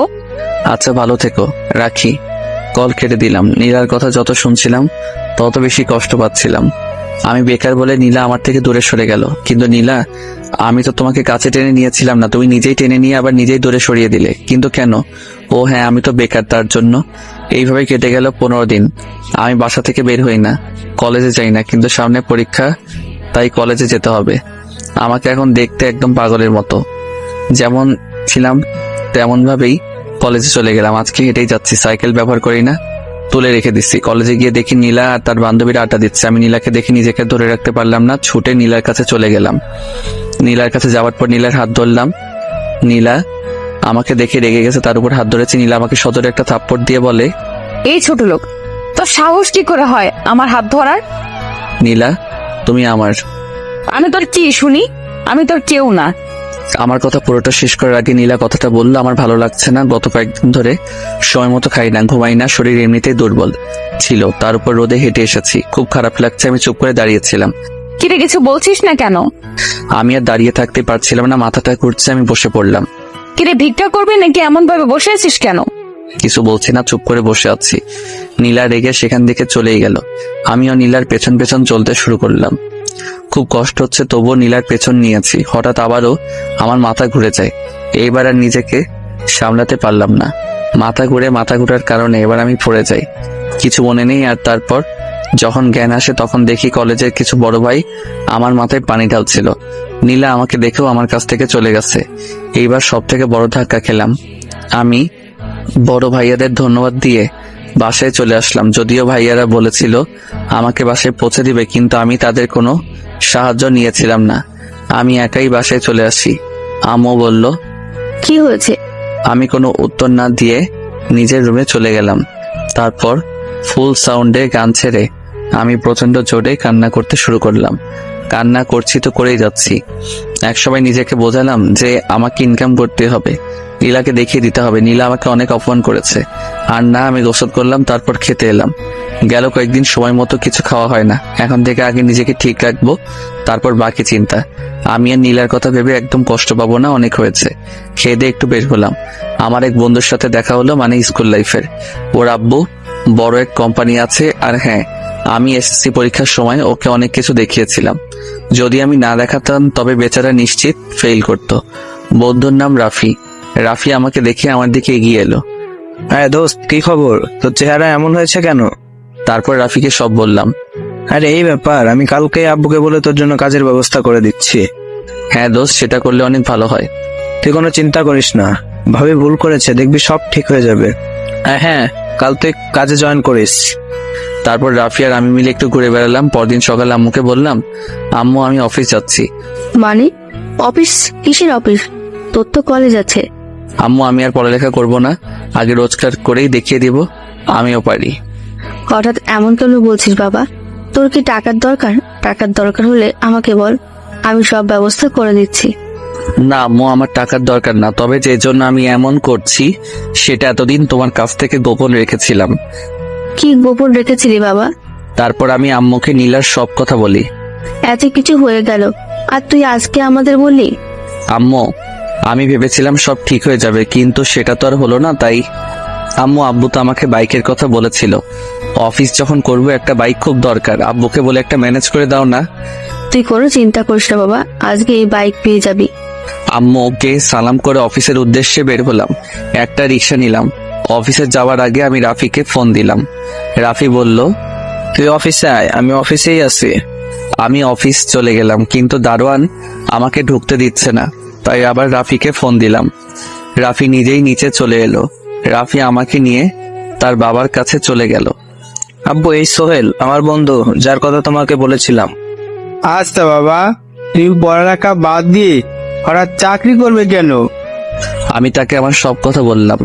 রাফির আব্বু আমার কথা শুনে বলল, বাবা, তুমি এক কাজ করো, তুমি চাকরিও করো সাথে পড়ালেখাও করো। না স্যার, আমি চাকরিতেই আমার মনোনিবেশ করতে চাই। আমার কথা শুনে রাফির আব্বু আর কিছু বলল না, আমাকে কাজ দিয়ে দিল। কাজ খুব সহজ। কে কখন অফিসে আসলো সেটা লেখা, আর কে কি কাজ করছে সেগুলো মনিটর করা। বেতন নাকি 25,000 টাকা। যদিও আমি এই কাজে এত বেতন আশা করি নাই। রাফি আমাকে অফিস রেখে চলে গেল। রাফির আব্বু আমাকে আমার বসের সাথে পরিচয় করিয়ে দিল। বস আমাকে দেখে কেন জানি না জড়িয়ে ধরে কান্না করে দিল। আমি আর রাফির আব্বু এমন কাজে অবাক। কি ব্যাপার কামাল সাহেব, এমন ভাবে কান্না করছেন কেন? আসলে আমার ছেলের কথা খুব মনে পড়ে গেছিল। কেন, আপনার ছেলের কি কিছু হয়েছে? আসলে বাবা, ওনার ছেলে কিছুদিন আগে রোড অ্যাক্সিডেন্টে মারা যায়। ও স্যার, আমি সরি, আপনাকে মনে হয় কষ্ট দিয়ে ফেলেছি। না বাবা, কোনো কষ্ট না। তুমি কি নতুন? হ্যাঁ, আজ থেকে ও তোমার আন্ডারেই কাজ করবে। একটু বুঝিয়ে সুঝিয়ে দিও, একদম বাচ্চা ছেলে তো। আপনি কোনো চিন্তা করবেন না স্যার, আমি এই ছেলেকে এমন ভাবে তৈরি করব, দেখবেন একদিন আপনি এই ছেলেকে নিয়ে গর্ববোধ করবেন আর আমাকে ধন্যবাদ দিবেন। রাফির আব্বু আরো কিছু কথা বলে সেখান থেকে চলে গেল। আচ্ছা বাবা, তোমার বয়স তো একদম কম, তোমার তো পড়ালেখা করার বয়স, তুমি এই বয়সে চাকরি করবে কেন? আমি বসকেও সব বললাম। তুমি চিন্তা করো না, মন দিয়ে কাজ করো, আমি তো আছি। যদি কোথাও না বোঝো তাহলে আমাকে বলো, আমি তোমাকে সব বুঝিয়ে দিব। তারপর বস আমাকে কাজগুলো বুঝিয়ে দিল। আমি আমার কাজে লেগে গেলাম। যদিও প্রথম দিন ছিল অল্প কিছু, ভুল ছাড়া প্রায় সব কাজ ভালোভাবে করতে পেরেছিলাম। বস ও রাফির আব্বু এমনটা দেখে খুব খুশি হলো। আমি তো বিশ্বাস করতেই পারছি না তুমি এত নিখুঁত ভাবে কাজ করবে। স্যার, এই ছেলে আরো অনেক কিছু করবে। তোমার জন্য শুভ কামনা রইল। আমি তাদের দুজনকে ধন্যবাদ দিলাম। সারাদিন কাজ করলাম। কাজের চাপে নীলার কথা মনেই পড়ে নাই। খুব ভালোভাবে দিন কেটে গেল। সন্ধ্যায় বাসায় এসে দেখি আব্বু আমার জন্য নতুন বাইক কিনে রেখে দিয়েছে। ও শান্তি লাগছে। কাল থেকে তাহলে আর রিক্সায় করে যেতে হবে না। আমি আব্বু আম্মুর জন্য মিষ্টি নিয়ে এসেছিলাম। তাদের মিষ্টি মুখ করিয়ে আমি রুমে চলে গেলাম। ফ্রেশ হয়ে খেয়ে দিয়ে আবার রুমে চলে গেলাম। নীলার কথা আবার মনে পড়ছে। ফোন হাতে নিয়ে বসে আছি আর ভাবছি নীলাকে কল দিব কি দিব না। একসময় ভাবলাম না থাক, এখন তো অল্প খারাপ লাগছে। নীলাকে ফোন দিলে নীলা অনেক কথা শোনাবে, যেগুলো আরো কষ্টদায়ক হবে। আমি তো ভেবেই নিয়েছি নীলাকে আর ফোন দিব না। যত কষ্ট হোক নীলাকে এবার ভুলে যেতেই হবে। আমি আর ফোন না দিয়ে ঘুমিয়ে পড়লাম। আম্মুর ডাক শুনে ঘুম ভাঙে। 8টায় অফিস যেতে হবে। আমি সে কথা আম্মুকে আগে থেকে বলে রাখছিলাম। আমি উঠে ফ্রেশ হয়ে নাস্তা করে নতুন বাইক নিয়ে বেরিয়ে পড়লাম।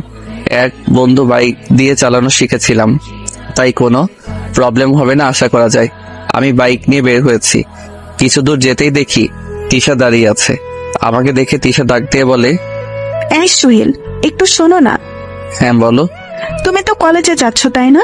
আমাকে সাথে নিয়ে যাবে? আসলে আমার গাড়ি কিছুদিন ধরে প্রবলেম দিচ্ছে। আমি তো অফিস যাচ্ছি। আচ্ছা উঠো, কলেজের সামনে দিয়েই তো যাব। তিশা উঠে বসে। আমি বাইক চালানো শুরু করি। আচ্ছা, তুমি পড়ালেখা বাদ দিলে কেন? এমনি একটা ভালো কাজ পেলাম তাই ছেড়ে দিলাম। তুমি তো আর কলেজে যাবে না তাই না? হ্যাঁ।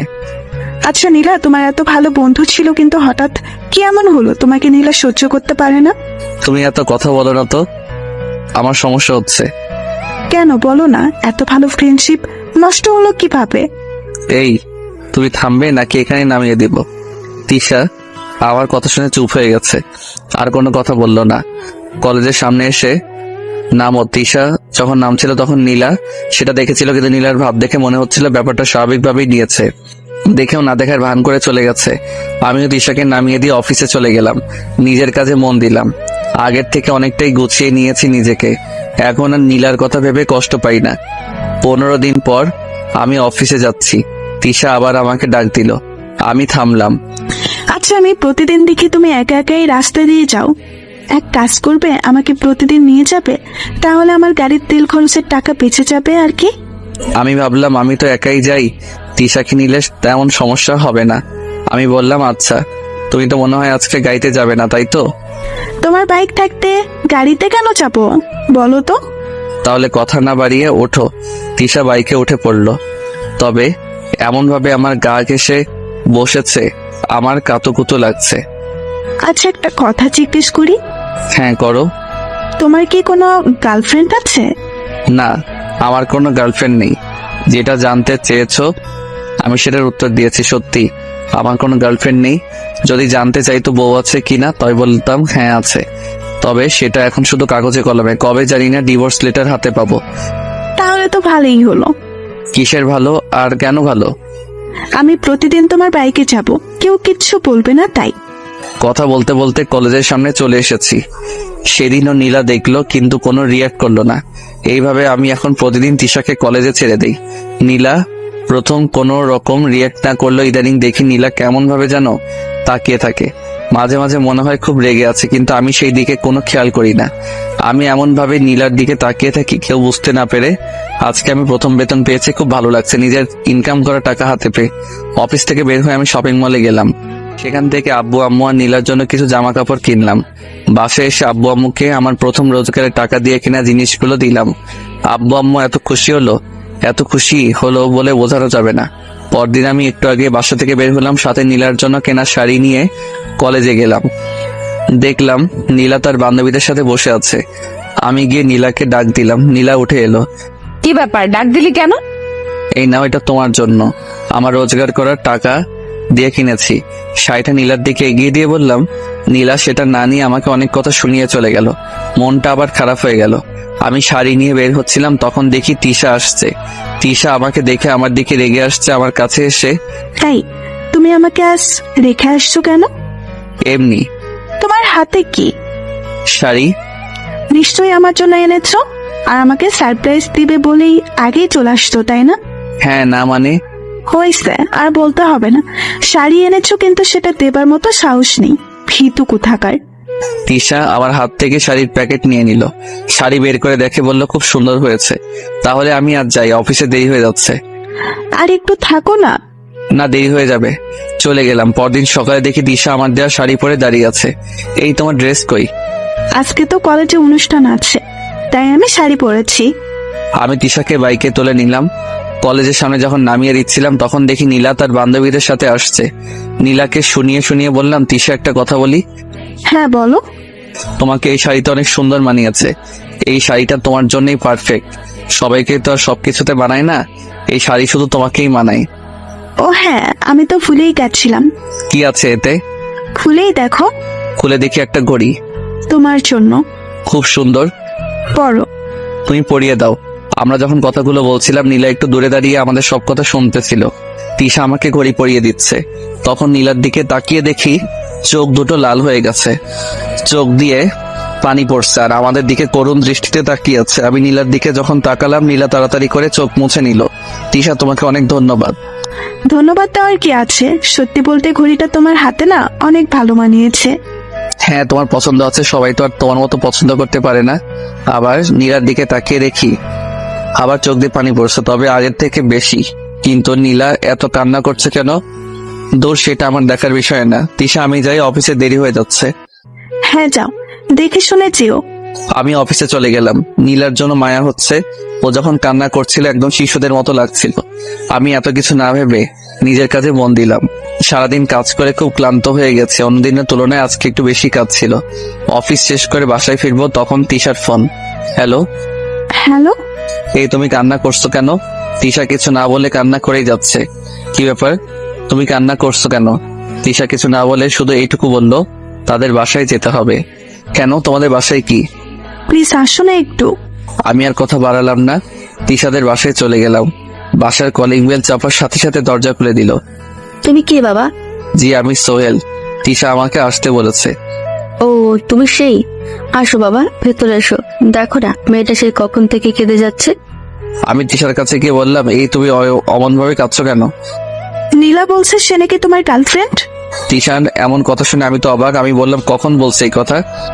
সকালে যখন তুমি চলে গেলে তখন। আমি কি বলবো, আমার কিছু বলার নেই, শুধু রাগ হচ্ছে নীলার উপর। এইভাবে আমাকে কালার করলো কেন? আচ্ছা, নীলা যদি আমার গার্লফ্রেন্ড হয়েও থাকে, এতে তোমার কান্না করার কি আছে? কি নেই সেটা বলো, আমি তোমাকে অন্য কারোর সাথে ভাগ করে নিতে পারবো না। মানে এখানে ভাগাভাগির কি আসলো কোথা থেকে? সেটা তুমি বুঝবে না। তুমি তো মনে হয় অফিস থেকে আমাদের বাসায় আসছো, তাই না? হ্যাঁ, বাসায় যাওয়ার সুযোগ দিলে তো আমি বাসায় যাব। আচ্ছা যাও, তুমি ফ্রেশ হয়ে আসো, আমি আম্মুকে বলে খাবার দিচ্ছি। না, আমি বাসায় গিয়ে খাবো। তুমি আমাদের বাসায় না খেলে কিন্তু আমি কান্না করব, আর আমিও কিচ্ছু খাবো না। কি পাগলি মেয়ের বাবা! তিশার পাগলামির কারণে আমি তিশাদের বাসায় সেদিন খেয়ে বাসায় ফিরলাম। বাসায় এসে আব্বু আম্মুর সাথে কিছু কথা বলে রুমে চলে গেলাম। ঘুমানোর জন্য প্রস্তুতি নিচ্ছি, ঠিক তখন অচেনা একটা নাম্বার থেকে কল আসে। আমি কল রিসিভ করলাম, সালাম দিয়ে বললাম কে। ওপাশ থেকে একটা মেইলি কণ্ঠ বলে, আমি কি সেটা না জানলেও চলবে। তা আজকাল দেখছি বাসায় বউ রেখে অন্য মেয়েদের সাথে ঘোরাঘুরি হচ্ছে। সরি, আপনি মনে হয় কোথাও ভুল করছেন। ভুল কেন করতে যাব? আমি তো ঠিকটাই বললাম। আপনি পুরোপুরি ভুল বলছেন। আমার বাসায় কোনো বউ নেই। আপনি মনে হয় ভুল নাম্বারে কল দিয়েছেন। আচ্ছা, আমি একটু চেক করে নিচ্ছি। কিছুক্ষণ পর মেয়েটি, সরি ভাইয়া, খুব দুঃখিত, আসলে আপনার নাম্বার আর আমার ফ্রেন্ডের নাম্বার প্রায় সেম, শুধু যেখানে 5 হবে সেখানে 4 দিয়ে ফেলেছি। আমি খুব সরি। সেটা বুঝলাম, তা আপনার ফ্রেন্ড কি করেছে জানতে পারি? আসলে আমার ফ্রেন্ড বিয়ে করেছে, 1 বছর হতে চলেছে। আজ দেখি অন্য একটা মেয়ের সাথে ঘুরছে। আচ্ছা, একটা কথা বলি, হ্যাঁ, অন্য মেয়ের সাথে ঘুরলেই কি প্রেম হয় নাকি? হতে পারে তারা পুরনো ফ্রেন্ড, অনেকদিন পর দেখা হয়েছে তাই। হ্যাঁ, আমি যতদূর জানি মেয়েটি আমার ফ্রেন্ডের অনেক আগেকার বন্ধু। আচ্ছা, আমি আর একটা কথা বলি, আপনার ফ্রেন্ড যদি আপনাকে নিয়ে ঘুরে বেড়ায় তাহলে কি আপনার সাথে তার প্রেম হবে? মেয়েটি মনে হয় আমার কথায় কিছুটা লজ্জা পেল, বলল, হ্যাঁ সত্যি বলেছেন, আমারই এমন ভাবে ভাবা উচিত হয় নাই। হ্যাঁ, কোনো কিছু ভালো করে না জেনে আগে মন্তব্য করবেন না। আমিও কল কেটে দিলাম। খুব ঘুম পাচ্ছে। পরদিন আম্মুর ডাকে ঘুম ভাঙে। শোন, তুই অফিস থেকে ছুটি নিয়ে নে। কেন আম্মু? হঠাৎ ছুটি নিব কেন? অনেক দিন হলো আমরা সবাই কোথাও ঘুরতে যাই না। কিন্তু আব্বু, কোনো কিন্তু নয়। আমি আর কি করব, ছুটি নিয়ে নিলাম। 7 দিনের ছুটি। শুধু বসকে বলেছিলাম আব্বু আম্মুর সাথে একটু বেড়াতে যেতে হবে। বস আর কিছু বলল না। আমি আম্মুকে বললাম, হঠাৎ খালার বাসায় কেন যাচ্ছি? আরে আমরা কিছুদিনের জন্য বেড়াতে যাব তাই। ও আচ্ছা, তাহলে তো ট্রেনে যেতে হবে। তাই টিকিট কেটে ট্রেনে উঠে পড়লাম। আব্বু আম্মুর সাথে আমার সিট পড়লো না। ভাগ্য খারাপ, অন্য জায়গাতে বসতে হয়েছে। আমি আমার সিটে বসে আছি।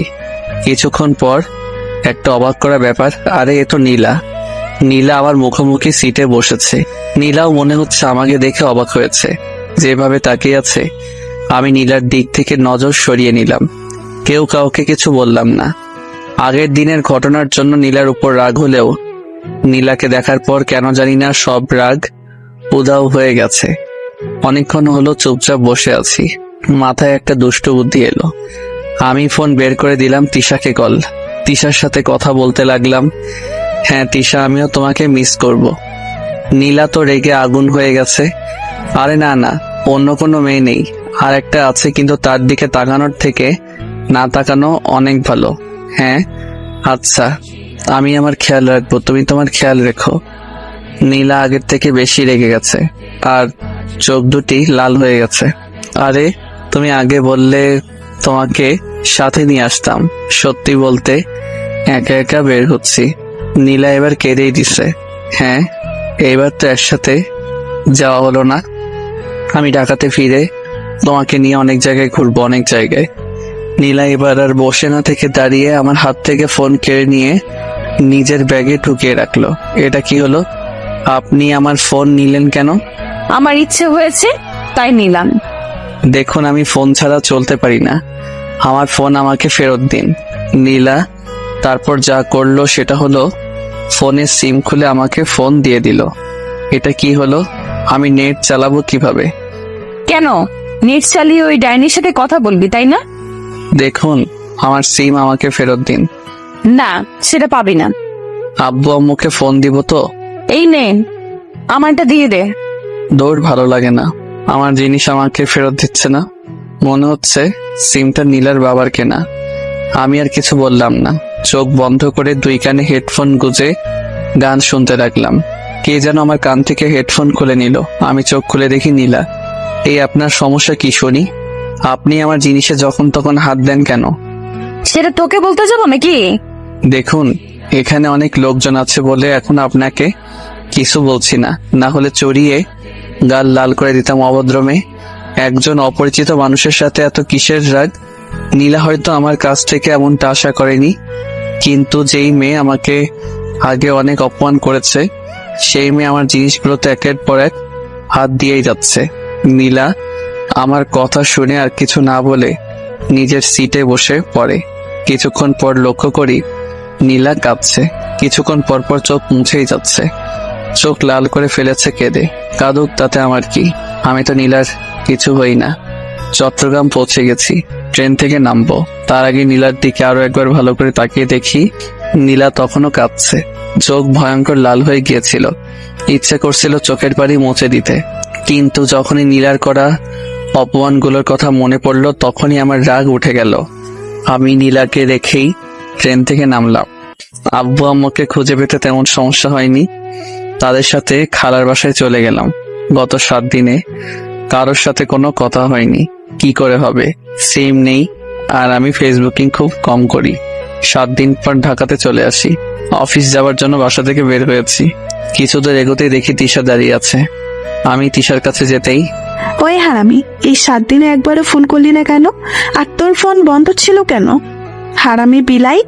এই তুমি রাগ করো কেন? আমার সিম হারিয়ে গেছে। মিথ্যা বলার জায়গা পাস না। ফোন না হারিয়ে সিম হারিয়ে গেছে, এমন একটা দিব না। ওরে বাবারে, এই মেয়ে তো পুরাই গন্ডি। এই তুমি কি বলছো? আমাকে আব্বু হতে দিবে না মানে? ও সরি, সেটা হবে না, কারণ কেউ একজন তো তোর সন্তানের আম্মু হবার জন্য অপেক্ষা করছে। আচ্ছা আমি চলি তাহলে। চলবি মানে?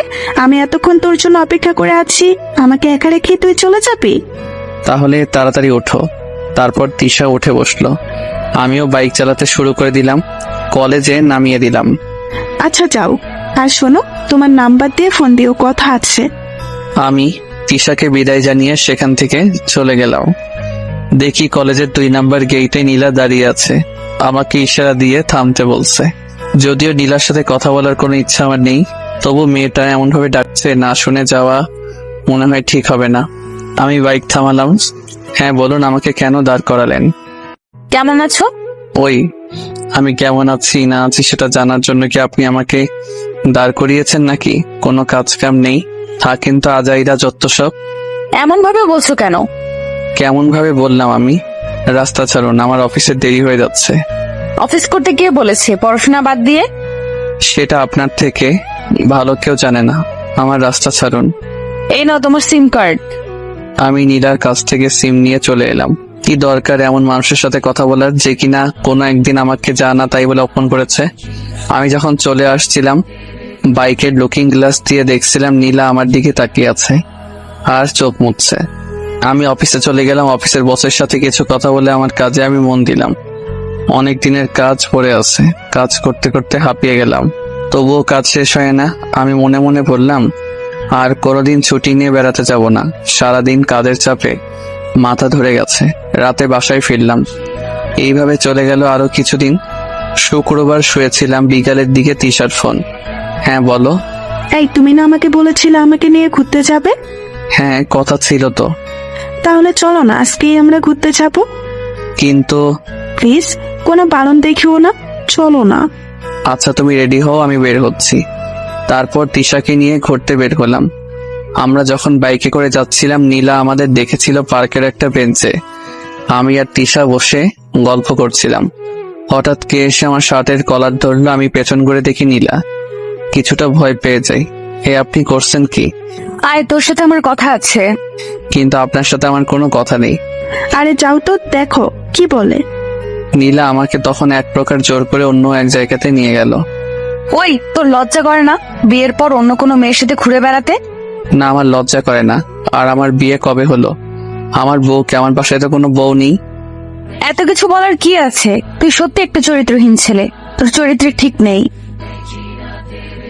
2টা চড় আমি নীলার গালে বসিয়ে দিলাম আর বলতে লাগলাম, ওই তুই আমার চরিত্র খারাপের কি দেখেছিস?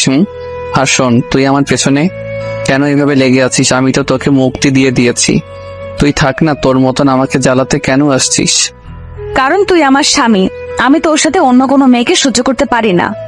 দেখ, আমাদের স্বামী স্ত্রীর সম্পর্ক তো অনেক আগেই শেষ হয়ে গেছে।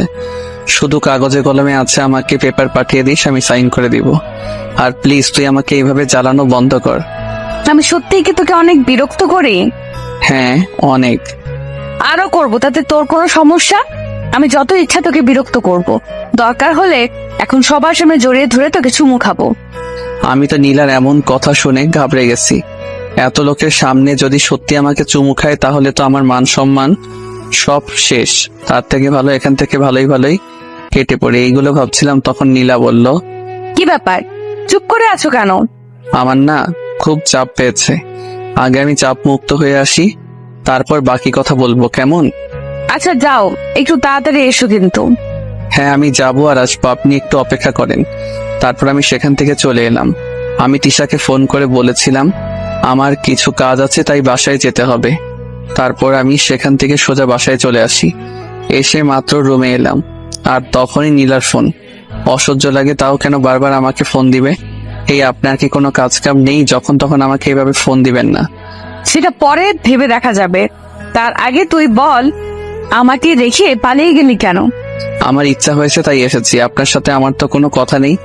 তাহলে আমি শুধু আপনার সাথে কিসের কথা বলতাম জানতে পারি? তোর কিছু বলার থাকতে নাই পারে, কিন্তু আমার তোকে বলার মতো অনেক কথা আছে। আপনার কোনো কথা শোনার আমার ইচ্ছা নাই, রাখি। দয়া করে এখন আর আমাকে ডিস্টার্ব করবেন না, আমি ঘুমাবো। ওই তুমি আমার সাথে এমন কেন করছো? আর কোনো কথা না বলে ফোন কেটে দিলাম। একদিন আমিও অনেক কথা বলতে চেয়েছিলাম, কিন্তু নীলা কখনো আমার কথা শুনতো না, আমাকে অনেকভাবে অপমান করত। আমি সব চুপচাপ সহ্য করে নিয়েছিলাম, এই আশায় যে নীলা একদিন তার ভুল বুঝতে পারবে। কিন্তু সেটার হলো কই? নীলা তো দিনের পর দিন আমাকে অনেক অপমান করত। না, এইসব ভাবলে আমারই অনেক কষ্ট লাগে। এইসব ভাবছিলাম, আবার নীলার ফোন। উফ, এই মেয়েটা পেয়েছেটা কি? আমি ফোন বন্ধ করে রেখে দিলাম আর বললাম, দে এবার কল দেখি কত কল দিতে পারি। ফোন বন্ধ করে দিলাম। এক ঘুমে রাত পার হয়ে গেল। আমি উঠে ফ্রেশ হয়ে নাস্তাকে অফিসে যাওয়ার জন্য বের হয়েছি। প্রতিদিন তিশা যেখানে দাঁড়িয়ে থাকতো আজকে সেখানে ছিল না, মনে হয় আসছে। একটু কল দিয়ে দেখি। তিশাকে কল দিলাম, কল রিসিভ হলো। হ্যালো তিশা, কই তুমি? কলেজে যাবে না? ওপাশ থেকে। তুমি তো সোহেল, তাই না? হ্যাঁ, কিন্তু আপনি কে? আমি তিশার আম্মু বলছি। ও আন্টি, আপনি কেমন আছেন? ভালো নেই বাবা। কেন আন্টি, এমন কেন বলছেন? আসলে বাবা, গতকাল রাত থেকে তিশার মাথা প্রচুর ব্যথা করছিল। তিশা তখন একটা ঘুমের ওষুধ খেয়ে ঘুমায়, কিন্তু সকালে আমরা দেখি তিশার কোনো জ্ঞান নেই। তাই আমি আর তোমার আঙ্কেল তিশাকে হাসপাতালে নিয়ে এসেছি। আচ্ছা আন্টি, চিন্তা করবেন না, আমি বিকালে যাব একবার হাসপাতালে। এই বলে ফোন কেটে দিলাম। অফিস গেলাম, কিন্তু কাজে মন বসছে না। বসকে বললাম, বস বলল দুপুর পর্যন্ত কাজ করে তারপর বাসায় যেতে। বসকে ধন্যবাদ জানিয়ে আমি কাজে মন দিলাম। দুপুরে অফিস থেকে ছুটি নিয়ে চলে গেলাম হাসপাতালে।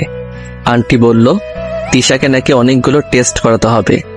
আমি আন্টির সাথে বেশি কথা না বলে তিশার কাছে চলে গেলাম। দেখি তিশা শুয়ে আছে। আমি তিশার পাশে গিয়ে বসলাম। কোনো কথা বলছি না। হঠাৎ তিশা চোখ মেলে তাকালো। আমাকে দেখে তিশা তো দারুণ খুশি। তোমার এতক্ষণে আসার সময় হলো বুঝি? জানো তোমাকে কত মিস করছিলাম। তুমি এখন সুস্থ আছো তো? এতক্ষণ অসুস্থ থাকলেও এখন আমি সুস্থ হয়ে গেছি। আচ্ছা, তোমার কি হয়েছিল গতকাল রাতে? আমার তো অত কিছু মনে নাই, শুধু এটুকু মনে আছে আমার মাথা অনেক ব্যথা করছিল, তারপর আর কিচ্ছু মনে নেই। আচ্ছা, তোমার এত কথা বলার দরকার নেই, এখন চুপ করে শুয়ে থাকো। না, আমি চুপ থাকতে পারবো না, আমি তোমার সাথে কথা বলবো। আমার কথা না শুনলে আমি এখনই চলে যাব কিন্তু। এই না না, আমি চুপ হয়ে যাচ্ছি, তবুও তুমি যেও না প্লিজ। হ্যাঁ, তুমি চুপ থাকলে আমি যাব না। এরপর তিশা চুপ হয়ে যায় আর আমার দিকে তাকিয়ে থাকে। আমি তিশার দিকে তাকাতে পারছি না, আমি অন্যদিকে চেয়ে আছি। হঠাৎ তিশা বলল, এই তুমি দুপুরে খেয়েছো? না, আমি তো অফিস থেকে এখানে এসেছি। তুমিও না? দাঁড়াও, আমি এক্ষুনি আম্মুকে বলছি। তিশা, এটা তোমার বাসা না, ওকে? তাহলে তুমি প্লিজ এখন বাসায় চলে যাও, আবার পরে এসো। হ্যাঁ, আমি আজ যাই, কেমন? পরে আবার আসবো। ওকে যাও, দেখে শুনে যাবে কিন্তু। তুমি দেখে শুনে থেকো। চলে এলাম বাসায়। আম্মু জিজ্ঞেস করছিল তাড়াতাড়ি বাসায় ফেরার কারণ কি। আমি বলেছিলাম ভালো লাগছিল না, তাই চলে এসেছি। আম্মু আর কিছু বলে নাই। রাতে শুয়ে আছি, তখন তিশা ফোনে হ্যাঁ বলল। রাতে হঠাৎ কেন ফোন দিলে? তোমাকে দেখতে খুব ইচ্ছে করছে, একটু আসবে? কাল গেলে হয় না? না, হয় না। তুমি এখন আসো না প্লিজ, একবার আসো, খুব মিস করছি তোমায়। আচ্ছা আমি আসছি, তবে বেশিক্ষণ থাকতে পারবো না কিন্তু। আগে তো তুমি আসো, পরে বাকি কথা। আমি চলে গেলাম হাসপাতালে। তিশা এখন উঠে বসেছে। আমাকে দেখে তিশা বলল, এই তুমি এসেছ, আসো আমার কাছে আসো।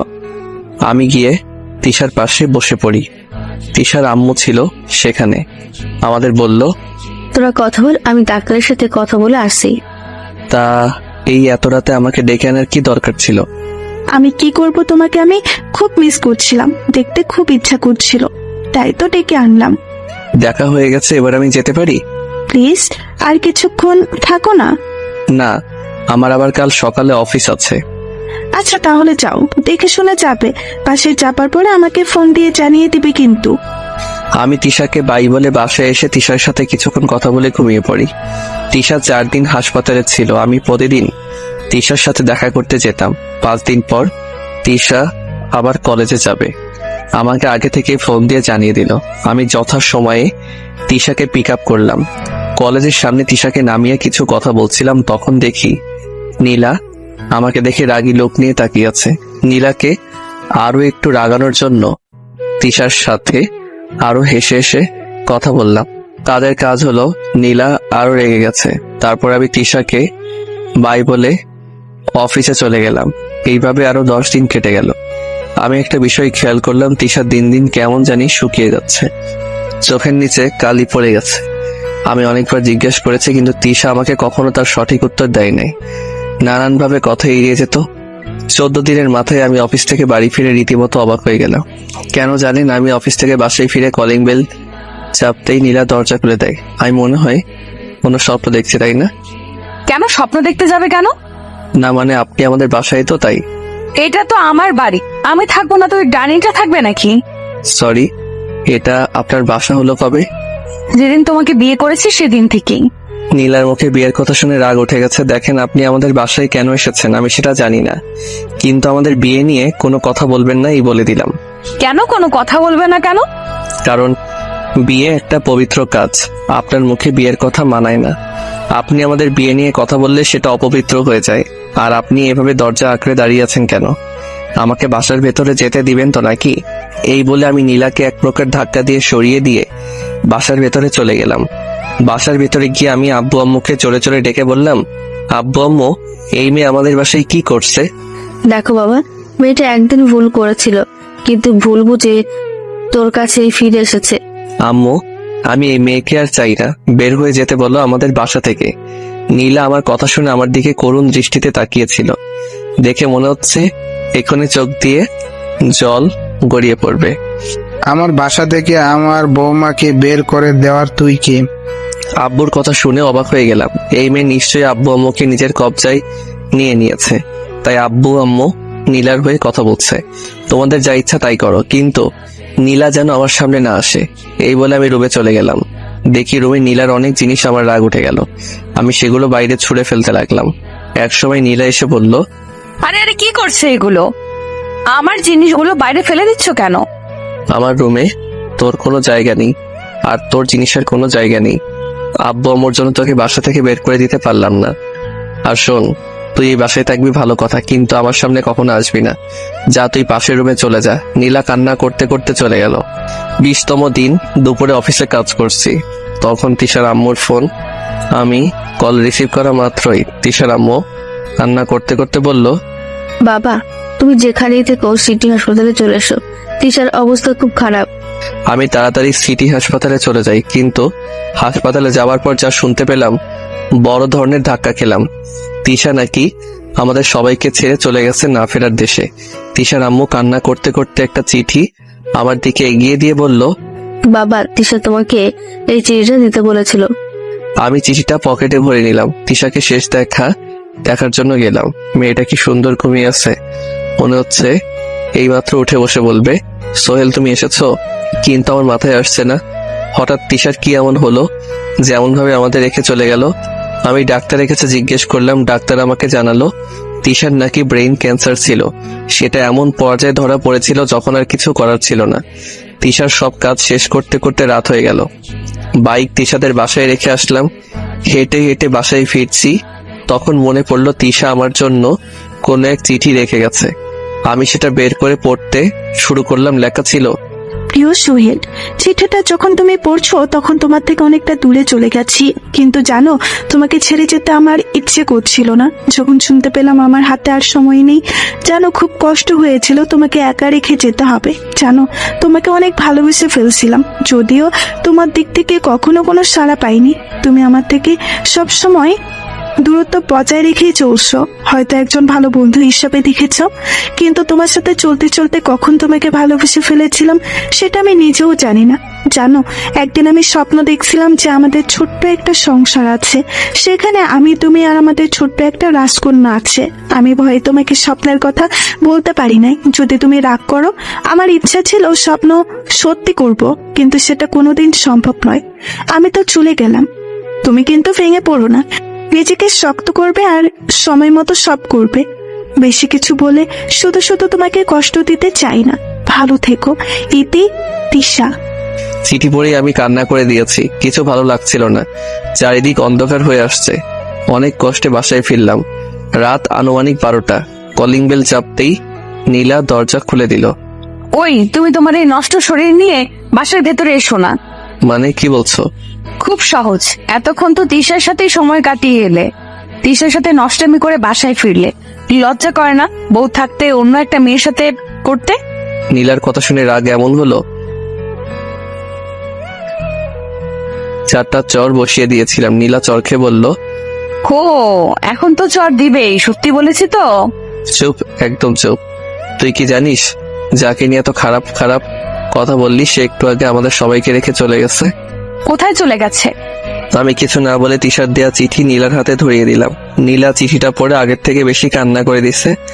আমাকে জড়িয়ে ধরেছে কান্না করতে করতে আর বলছে, আমাকে মাফ করে দাও, আমি না জেনে কত কিছু বলে ফেলেছি, আমাকে প্লিজ মাফ করে দাও। আমি নীলাকে আমার থেকে ছাড়িয়ে নিয়ে রুমে চলে গেলাম। রুমে যাবার পর দরজা আটকে দিলাম। নীলা বাইরে থেকে অনেক ডাকাডাকি করছে। সত্যি তিশার জন্য আমার খুব খারাপ লাগছিল। আমার অত কষ্টের সময় তিশা আমাকে হাসি খুশি রেখেছিল, কিন্তু সেই এইভাবে চলে গেল। এইদিকে নীলা ডাকছে, প্লিজ দরজা খুলো, প্লিজ আমাকে একবার তোমার রুমে ঢুকতে দাও। আমি সত্যিই তখন না জেনে তোমাকে নিয়ে খারাপ কথা বলে ফেলেছি, প্লিজ আমার সাথে এমন করো না, আমি যা আর পারছি না। আমি নীলার কোনো কথাই কান দিচ্ছি না। মানুষ এত খারাপ চিন্তা ভাবনা কিভাবে করতে পারে? আমি গোসল করতে গেলাম। গোসল শেষ করে বাহিরে বের হলাম। তখনও দরজার বাইরে থেকে নীলার কান্নার আওয়াজ শোনা যাচ্ছিল। ন্যাকা কান্না করছে। ভালো লাগে না আমার। যেদিন থেকে এসেছে আমাকে নানানভাবে চালিয়ে মারছে। কান্না কিছুতেই থামছে না। কি করবো ভেবে পাচ্ছিলাম না। তিশার জন্য কষ্ট হচ্ছে, তার উপর নীলার কান্না, সব মিলে একটা অসহ্য হয়ে দাঁড়িয়েছে। আমি কোনো উপায় না পেয়ে একটা ঘুমের ওষুধ খেয়ে ঘুমিয়ে পড়লাম। কিছুক্ষণের মধ্যে চোখে দুপাতা লেগে আসলো। আমি হারিয়ে গেলাম ঘুমের রাজ্যে। সকাল হয়ে গেছে, আজান দিচ্ছে, নামাজ পড়বো, তাই উঠে ফ্রেশ হয়ে বেরোলাম। দরজা খুলতেই দেখি নীলা দরজার বাইরে শুয়ে আছে। মায়া হচ্ছিল নীলার জন্য, কিন্তু আমি নীলাকে ডাক দিলাম না। নামাজ পড়তে চলে গেলাম। বাসায় আসলাম একটু বেলা করে। বাসায় আসার পর দেখি নীলা রান্না করছে। আম্মু নীলাকে সাহায্য করছে। আমি আম্মুকে উদ্দেশ্য করে বললাম, আম্মু তোমার কি রান্না করতে অসুবিধা হয়? যদি হয় তবে আমাকে বলো, আমি রান্নার জন্য লোক নিয়ে আসবো।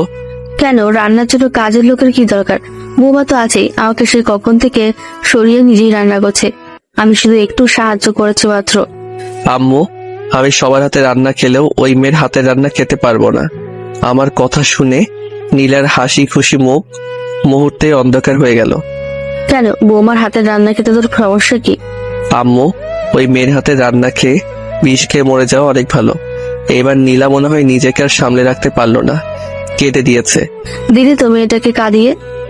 আম্মু ওইসব ন্যাকা কান্না। এর আগে এরকম ন্যাকা কান্নার জন্য তো আমাকে কম কষ্ট সহ্য করতে হয়েছে। আমি নতুন করে ওই ন্যাকা কান্নার জন্য আর কষ্ট সহ্য করতে পারবো না। তুমি যদি আমার জন্য রান্না করো তাহলে আমি খাবো, না হলে না খেয়েই আমাকে অফিস যেতে হবে। তাহলে ভালো করে শুনে রাখ, আমি তোর জন্য কোনো রান্না করতে পারবো না। বৌমা রান্না করেছে আর তুই সেটা খেলে খাবি, না খেলে না। মা এভাবে বলো না, ও না খেয়ে থাকবে নাকি? আম্মু আমার জন্য কাউকে আগলা দরদ দেখাতে হবে না, আর কাউকে কষ্ট করে রান্নাও করতে হবে না। আমি চললাম। এই বলে রুমে এসে ব্যাগ নিয়ে অফিসে যাওয়ার জন্য বের হব। তখন পেছন থেকে আম্মু এই বাবা, তুই কি সত্যি সত্যি কিছু না খেয়ে অফিস যাবি নাকি? তাছাড়া তো কোনো উপায় দেখছি না, তুমি যেহেতু রান্না করে দিবে না, না খেয়ে আমাকে যেতে হবে। বাবা, তুই না খেয়ে যাস না, একটু বস তুই, আমি তোর জন্য রান্না করে দিচ্ছি। এখন তার আর দরকার হবে না, আমি চললাম আম্মু। আর নীলা আমাকে অনেকবার ডেকেছিল, কিন্তু কে শুনে কার কথা। আমি অফিস চলে গেলাম। আজ রিক্সায় অফিস যাব। বাইক তিশাদের বাসায় অফিস গিয়ে বসে আছি। পেটে প্রচন্ড ক্ষুধা, বাইরে থেকে যে কিছু খাবো তার জন্য সময় ছিল না। বস এসে আমাকে জিজ্ঞাসা করলো কিছু হয়েছে কিনা। আমি বললাম তেমন কিছু হয়নি, শুধু একটু ক্ষুধা লেগেছে। কেন, তুমি বাসা থেকে কিছু খেয়ে আসোনি? না, সেই সময়টুকু আমি পাইনি। আচ্ছা যাও, ক্যান্টিন থেকে কিছু খেয়ে এসো। খালি পেটে কাজ করলে কোনো কাজ ভালোভাবে শেষ করতে পারবে না। আমি বসকে বললাম আপনিও চলুন না আমার সাথে। না বাবা, এখন তো আমার কিছু কাজ আছে, দুপুরে আমরা একসাথে খাবো, কেমন? আমি বললাম আচ্ছা ঠিক আছে। তারপর আমি একাই ক্যান্টিনে খেতে চলে গেলাম। বাইরের জিনিস আমার আবার তেমন ভালো লাগে না, কিন্তু প্রচন্ড ক্ষুধা লাগার কারণে খেতে হচ্ছে। খাওয়ার পর কাজে মন দিলাম। এখন অনেক ভালো লাগছে। বজ্জাত নীলার জন্য এতক্ষণ কি কষ্টই না হয়েছে। সারাদিনের কাজ শেষ করে তিশাদের বাসায় গেলাম। তিশার আব্বু আম্মুর সাথে কিছু কথা বলবো, আর আমার বাইক আনতে যেতে হবে। তিশাদের বাসায় যে তিশার আব্বু আম্মুর সাথে কিছু কথা বললাম। তারা এখনো তাদের মেয়ের জন্য কান্না করছে। কান্না করারই কথা, একটা মাত্র মেয়ে ছিল। তবে আজ যখন তিশাদের বাসায় ছিলাম, বাসাটা কেন জানি না আমার কাছে প্রাণহীন মনে হচ্ছিল। এর আগে অনেকবারই বাসায় এসেছি, তখন তিশা সারা বাসা মাথায় করে রাখতো, আর এখন একটা ভূতরে বাসা মনে হচ্ছে। আমি তাদের বললাম দেখুন, কান্না করে আর কি হবে, ভাগ্যে যা ছিল তাই হয়েছে। এইভাবে কান্না না করে তিশার জন্য নামাজ পড়ে দোয়া করুন। আরো কিছু কথা বললাম। তারপর বাইক নিয়ে বাসায় চলে আসলাম। কলিং বেল বাজানোর আগে দেখি দরজা খুলে গেছে। নীলা এসে দরজা খুলে দিয়েছে। আমি নীলার সাথে কোনো রকম কোনো কথা না বলে আমার রুমে চলে গেলাম। রুমে যাওয়ার পর ফ্রেশ হয়ে নিলাম। ফ্রেশ হয়ে বেরিয়ে এসে দেখি টেবিলের উপর আমার আর নীলার বিয়ের ছবি। এতদিন এখানে আমার একার ছবি ছিল। বিয়ের পর কিছুদিন আমার আর নীলার ছবি ছিল, কিন্তু পরে নীলাই সেটা সরিয়ে আমার একার ছবি রেখে দিয়েছিল। ছবিটা দেখে কেন জানি না রাগ হচ্ছে। আমি আম্মুকে ডাক দিয়ে বললাম আম্মু, ও আম্মু তাড়াতাড়ি আমার রুমে আসো তো। আম্মু আমার রুমে এসে বলল, কি রে বাবা, কি হয়েছে? এমন ভাবে ডাকছিলি কেন? আম্মু আমার রুমে এসে ওই ছবিটা কে রেখেছে? আমি তো সেটা জানি না। তখন দরজার পাশ থেকে নীলা বলল, না মানে ছবিটা আমি রেখেছিলাম আর কি। ওই তোর সাহস হয় কি করে আমার ছবি সরিয়ে একটা মিথ্যা বিয়ের ছবি আমার টেবিলে রাখার? মিথ্যা কিসে? তোমার আর আমার তো সত্যিই বিয়ে হয়েছে, আর সেটার স্মৃতি হিসেবে এই ছবিটা। তোর স্মৃতির কিছু কই। এই বলে আমি ছবিটা হাতে নিয়ে মেঝেতে ছুঁড়ে মারলাম। কাচের ফ্রেমের সাথে সাথে ভেঙে গেল। আম্মু আর নীলা অবাক দৃষ্টিতে তাকিয়ে আছে। এটা তুই কি করলি বাবা? আম্মু, যেটা করেছি অনেক ভালো করেছি। আচ্ছা বাবা, এখন রাগারাগি করার দরকার নেই, চল খেতে চল। আমি এই মেয়ের হাতে রান্না খেতে পারবো না। তোকে বৌমার হাতে রান্না খেতে হবে না, আমি তোর জন্য রান্না করে রেখেছি। তাহলে ঠিক আছে চলো। আম্মু আমাকে সাথে নিয়ে চললো। যাওয়ার সময় নীলাকে বলল, বৌমা তুমি ওসব, সে সকাল থেকে তো না খেয়ে আছো, এখন খেতে চলো। আম্মু, বাসায় কি খাবার ছিল না নাকি? কেন, এই কথা কেন? তুমি তো এখন বললা ওই মেয়েটা নাকি সে সকাল থেকে কিছু খায়নি। বৌমা তো তোর জন্য না খেয়ে আছে, তুই না খেয়ে চলে গেলি। বৌমা বললো তুই যতক্ষণ না খাবি ততক্ষণ নাকি বৌমা কিচ্ছু খাবে না। আমি আর তোর আব্বু কত বোঝাইলাম, কিন্তু কিছুতেই মেয়েটা কিছু খেলো না। এক কথা, তুই বাসায় এসে আগে খাবি, তারপর নাকি সে খাবে। আমি জোর করে বললাম, আম্মু আমার জন্য কাউকে ঢং করে না খেয়ে বসে থাকতে হবে না। আমার যখন ইচ্ছা আমি খাবো। এর জন্য যে কেউ না খেয়ে বসে থাকবে এইভাবে সে কি প্রমাণ করতে চায়? হ্যাঁ, একদিন আমার খুব ভালো লাগতো যখন নীলা আমি না খেলে নিজেও খেত না, কিন্তু এমন এক সময় এসেছিল আমি সারাদিন খেয়েছিলাম নাকি সেটাও জিজ্ঞেস করতো না। আমি যদি নীলাকে কখনো খাওয়ার জন্য বলতাম, নীলা আমার উপর নানানভাবে রাগ দেখাতো। আমারও রাগ হচ্ছে নীলার এমন আজারে ঢং দেখে। আমার খুব রাগ হয়। শুধু আব্বু আম্মুর জন্য নীলাকে বেশি কিছু বলতে পারি না। নিজের রাগ নিজের মধ্যে পোষণ করি। খাবার টেবিলে সবার জন্য মাংস আর আমার জন্য ডিমের তরকারি। আমি আম্মুকে জিজ্ঞাসা করলাম, আম্মু আমার জন্য একটু মাংস রান্না করতে পারলে না? মাংস রান্না করলে তো তুই ভাবতি বৌমার রান্না, আমি আমার নামে চালিয়ে দিয়েছি, তাই তোর জন্য আলাদা তরকারি। তাই বলে ডিমের? বাহ, কত স্বাদ! আহ, তরকারি যা হয়েছে না। আব্বু তুমি খাচ্ছ না কেন? এত কথার কি আছে? আহ, যা হয়েছে না। বৌমা তুমি এখন থেকে প্রতিদিন রান্না করবে। মন চাচ্ছে সব আমি একাই খেয়ে নেই। আব্বুর এরকম কথা শুনে আমি প্লেট নিয়ে আমার রুমে চলে গেলাম। এমনিতেও হিংসা হচ্ছিল, সবাই খাচ্ছে মাংস দিয়ে আর আমি ডিম। তার উপর আব্বুর বলা কথাগুলো কোন রকম সেদিন খেয়ে উঠলাম। ঘুমাতে যাব, তখন নীলা আমার রুমে এলো। কি ব্যাপার, কিছু বলবেন? বলবো, কিন্তু তুমি আমাকে আপনি করে কেন বলছো? তুমি করে বলার অধিকার হারিয়ে ফেলেছি তো তাই। এই, তুমি আমাকে আর কত কষ্ট দিতে চাও বলবে একটু? আমি আপনাকে কখন কষ্ট দিলাম? হ্যাঁ, আগে দিয়েছি। সারাদিন আপনার খোঁজ খবর দিয়েছি, নানাভাবে আপনাকে বিরক্ত করেছি, কিন্তু এখন তো আপনাকে আমি কোনোভাবে বিরক্ত করছি না। তাহলে আপনার এত কষ্ট কিসের? তুমি সেটা বোঝো না? না, আমি বুঝি না। আর আজকে জানতো আমার খুব ঘুম পাচ্ছে, ঘুমাবো। কাল আবার অফিস নাকি মিটিং কি আছে, একটু আগে যেতে হবে, অনেক কাজ আছে। ভাবছি আজকে কিছু কাজ করে রাখবো, তাই দয়া করে এখন আমাকে একটু ফ্রি করে দিন প্লিজ। আচ্ছা, আমি কি ক্ষমার অযোগ্য? মানে আপনার কথা কিছু বুঝলাম না। আচ্ছা, তুমি আমার সাথে এমন আর করো না। আমি আর নিতে পারছি না, আমার দম বন্ধ হয়ে আসছে। এই, আপনি এখন আমার রুম থেকে জানতো, আমি কাজ করব। না, আমি যাব না, আমি তোমার সাথেই থাকবো। ভালোভাবে যেতে বলছি কিন্তু। না গেলে কি করবা? আমি তখন নীলার হাত ধরে নিয়ে টেনে রুমের বাইরে বের করে দিলাম। কাজ করে ঘুমিয়ে পড়লাম। পরদিন অফিসে যাব, দেখি নীলা কলেজে যাওয়ার জন্য রেডি হয়েছে। এই, আমি তোমার সাথে যাব। কেন আমার সাথে যেতে হবে কেন? পিচ্ছি বাচ্চা নাকি? তুমি আমাকে তোমার সাথে নিবে না? আমি নিতে পারবো না নীলা। তারপর রেগে গিয়ে বই খাতা সব ছুঁড়ে ফেলে দিচ্ছে আর বলছে আমি আর কোনোদিন কলেজেই যাব না। সেটা আপনার ব্যাপার, আমি চলি। নীলা আমার কথা শুনে রেগে গেল। রাগের কারণে বই খাতা সব ছুঁড়ে ফেলে দিতে লাগলো। আমি নীলাকে থামানোর কোনো চেষ্টা করলাম না। আমি অফিসে চলে গেলাম। এইভাবেই কাটতে লাগলো দিনগুলো। অনেক দিন কেটে গেল, কিন্তু আমি আমার জায়গা থেকে একদম স্থির আছি। নীলা বারবার আমার কাছে আসতে চায়, কিন্তু আমি আসতে দেই না। নানানভাবে অপমান করে সব সহ্য করে নেয় মেয়েটা। কখন আমাকে এগিয়ে কিছু বলেনি। আগে যে মেয়েটা নিজের চুলগুলো গুছিয়ে রাখতে পারতো না, পাগলির মতো দেখা যেত অনেক সময়, এই কয়েক মাসের ব্যবধানে মেয়েটা কি সুন্দর সংসার গুছিয়ে নিয়েছে। সব কাজ এখন নীলাই করে। আম্মুকে তেমন কোনো কাজ করতে দেয় না। আম্মু শুধু আমার জন্য রান্না করে, কারণ নীলার কোনো কিছু আমার সহ্য হয় না। কিন্তু আগের থেকে এখন নীলার উপর আমার রাগ অনেক কম হয়। পুরনো প্রেম জেগে ওঠে মাঝে মধ্যে। আমি তবুও নীলাকে আমার কাছে কখনো টেনে নেই না। কি দরকার যদি আবার সে আগের মতোই করে। অফিস থেকে এসে একদিন শুয়েছিলাম, নীলা তখন আমার রুমে আসলো। এসে কেমন জানি করতে লাগলো। দেখে বোঝা যাচ্ছে কিছু একটা বলতে চাচ্ছে। কি এবার কিছু বলবে নাকি? না, মানে কালকে আমার সাথে একটু শপিং এ যাবে? দেখো, আমি সারা সপ্তাহ কাজের পর একদিন ছুটি পাই, আমি যেতে পারবো না। টাকা দরকার তো সেটা বলে দিলেই হয়, আমাকে শুধু শুধু টানছো কেন? না, ব্যাপারটা সেরকম নয়, তুমি সাথে গেলে ভালো হতো। যেতে পারবো না। কত টাকা দরকার আমাকে সকালে বলে দিও, আমি দিয়ে দিব।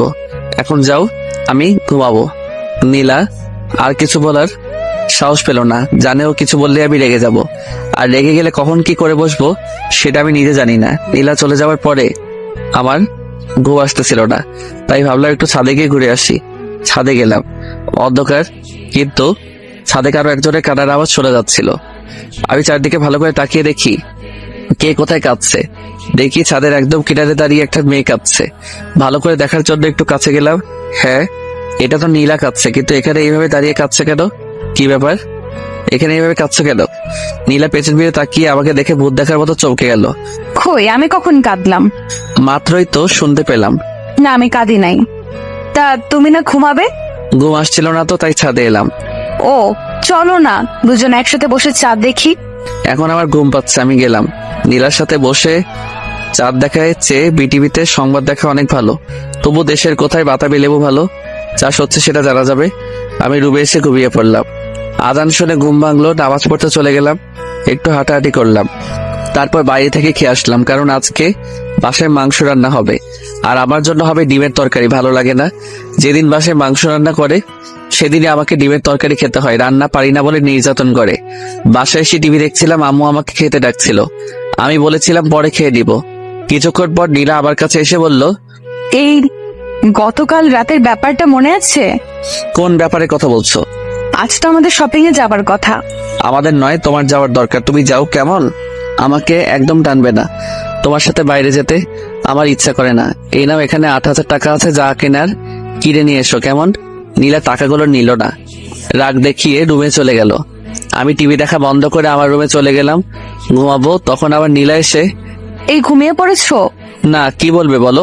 টাকাগুলো দাও। আলমারিতে রাখা আছে, নিয়ে যাও। নীলা টাকাগুলো নিয়ে চলে গেল। আমি না ঘুমিয়ে গোসল করে জুমার নামাজ পড়তে চলে গেলাম। নীলা যখন টাকা নিয়েছিল তখন বাজে 12টা, আর এখন বাজে সন্ধ্যা 7:21। মেয়েটা এখনো কেন বাসায় আসছে না, খুব চিন্তা হচ্ছে আর রাগও হচ্ছে অনেক। এমন সময় কে যেন বাসার কলিং বেল বাজালো। আম্মুকে দরজা খুলে দিল। নীলা বাসায় ফিরেছে, তাহলে দেখেও শান্তি লাগছিল। কি রে মা, এতক্ষণ কোথায় ছিলি? আম্মু আর বলো না, শপিং করতে যাব, কিন্তু রাস্তায় এক বন্ধুর সাথে দেখা হলো, সে তার বাসায় নিয়ে গেল, তাই একটু দেরি হয়ে গেল। আম্মু জিজ্ঞাসা করো ছেলে বন্ধু নাকি মেয়ে? তানহাদের বাসায় গিয়েছিলাম। তা বৌমা, তোমার হাতে এত ব্যাগ কিসের? আগে বাসার ভেতরে চলো, তারপর বলছি। আব্বু আর আমি আগে থেকে বসে টিভি দেখছিলাম। আম্মু এসেও যোগ দিল। তা সোহেলের জন্য কিছু আনিস নাই? ও দাঁড়াও, দেখাচ্ছি। এই বলে নীলা একটা ব্যাগ আব্বুর থেকে এগিয়ে দিয়ে বলল, আব্বু এটা তোমার, আর আম্মু এটা তোমার। কি দরকার ছিল এত টাকা খরচ করার? আব্বু কাল কত তারিখ? 13 তারিখ। তোমাদের হয়তো মনে নেই, কিন্তু আমার খুব ভালোভাবে মনে আছে। আগামীকাল আমাদের বিয়ের 1 বছর পূর্ণ হতে যাচ্ছে, তাই ভাবলাম সবাই মিলে আগামীকালকে ছোট্ট একটা অনুষ্ঠান করব। আমি নীলার কথা শুনে একটু অবাক হলাম। আমার তো মনেই ছিল না। আগে বলবি তো, তাহলে আমি অনুষ্ঠান করতাম। না আব্বু, এই বছর পারিবারিক ভাবেই হোক, আগামী বছর না হয় বড় করে করা যাবে। তা সোহেলের জন্য কিছু আনিসনি? হ্যাঁ এনেছি তো, এই নাও তোমার জন্য এটা। এই বলে নীলা আমার দিকে প্যাকেট এগিয়ে দিল। আমার সেই দিনের কথা মনে পড়ে গেল, যেদিন আমি প্রথম বেতনের টাকা দিয়ে নীলাকে শাড়ি কিনে দিতে গিয়েছিলাম, কিন্তু নীলা আমাকে ফিরিয়ে দিয়েছিল। আমি প্যাকেট হাতে নিয়ে নীলার মুখে ছুঁড়ে মারলাম। কি হলো, প্যাকেট ফেলে দিলি কেন? আম্মু, আমি সবার দেওয়া জিনিস নিব, কিন্তু এর কোনো কিছু নিতে পারবো না। নীলা অবাক চোখে তাকিয়ে আছে। প্লিজ এমন করো না, আমি অনেক খুশি তোমার জন্য পাঞ্জাবিটা এনেছি। এনেছো ভালো কথা, বাইরের কাউকে দিয়ে দিও। নীলা তখন চোখ মুছতে মুছতে প্যাকেটটা উঠিয়ে নিল। আমিও আর সেখানে বসে না থেকে রুমে এসে শুয়ে পড়লাম। আমি সেখানে থাকলে আমাকে অনেক কথা শুনতে হবে। পরদিন সকালে অফিস যাওয়ার জন্য বের হচ্ছিলাম, তখন আম্মু বলল, কি রে, আজকে তুই অফিস যাচ্ছিস কেন? তো আমি কি করব? আর অফিস অনেক কাজ আছে, আমাকে যেতেই হবে। আব্বু আম্মু নীলা আমাকে অনেকবার না করেছিল, কিন্তু কে শুনে কার কথা। আমি অফিস চলে যাই। নীলা অনেকবার ফোন দিচ্ছে, SMS করছে, কিন্তু আমি কোনো কিছুর উত্তর দিচ্ছি না। রাতে বাসায় ফিরলাম, বেল চাপার আগে দরজা খুলে গেল। মনে হয় আগে থেকে অপেক্ষা করছিল। আমি দেখি বাসাটা বেলুন দিয়ে সাজানো, আর টেবিলে সুন্দর একটা কেক রাখা আছে। যা, এখন ফ্রেশ হয়ে বৌমার দেওয়া পাঞ্জাবি পরে নিচে আয়। আসছি আম্মু, না হলে আমাকে উপরে আসতে দিত না। আমি আমার রুমে গিয়ে দরজা আটকে জামা চেঞ্জ করে শুয়ে পড়লাম।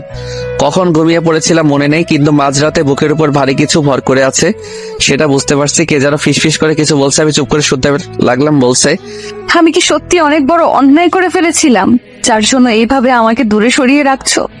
আমি কি ক্ষমার অযোগ্য? তোমার সাথে আমি এমন কেন করছি সেটা তুমি বুঝবে না, কিন্তু তোমার সাথে এত খারাপ ব্যবহার করে আমিও সুখী ছিলাম না। আমি অনেক কষ্ট পেয়েছি। কেন করেছি জানো? আমার বান্ধবীরা তাদের বয়ফ্রেন্ডদের নিয়ে অনেক প্রশংসা করত। তাদের বয়ফ্রেন্ড এটা করে সেটা করে, কিন্তু আমি তোমাকে নিয়ে কিছু বলতে পারিনি, তাই অনেক হিংসে হতো, রাগ হতো। আর সেই রাগ আমি তোমার উপর দেখাতাম। আমি জানি না তুমি কত কষ্ট পেয়েছো, কিন্তু আমি ইচ্ছে করে তোমাকে কষ্ট দিতে চাইনি। আমার রাগের জন্য এত কিছু, কিন্তু জানো আমার এখন অনেক কষ্ট হয়। তোমার ভালোবাসা হারিয়েছি আমার মিথ্যে জেদের কারণে। আমি চাই না এত কিছু, শুধু চাই তুমি আমাকে আগের মতো ভালোবাসো।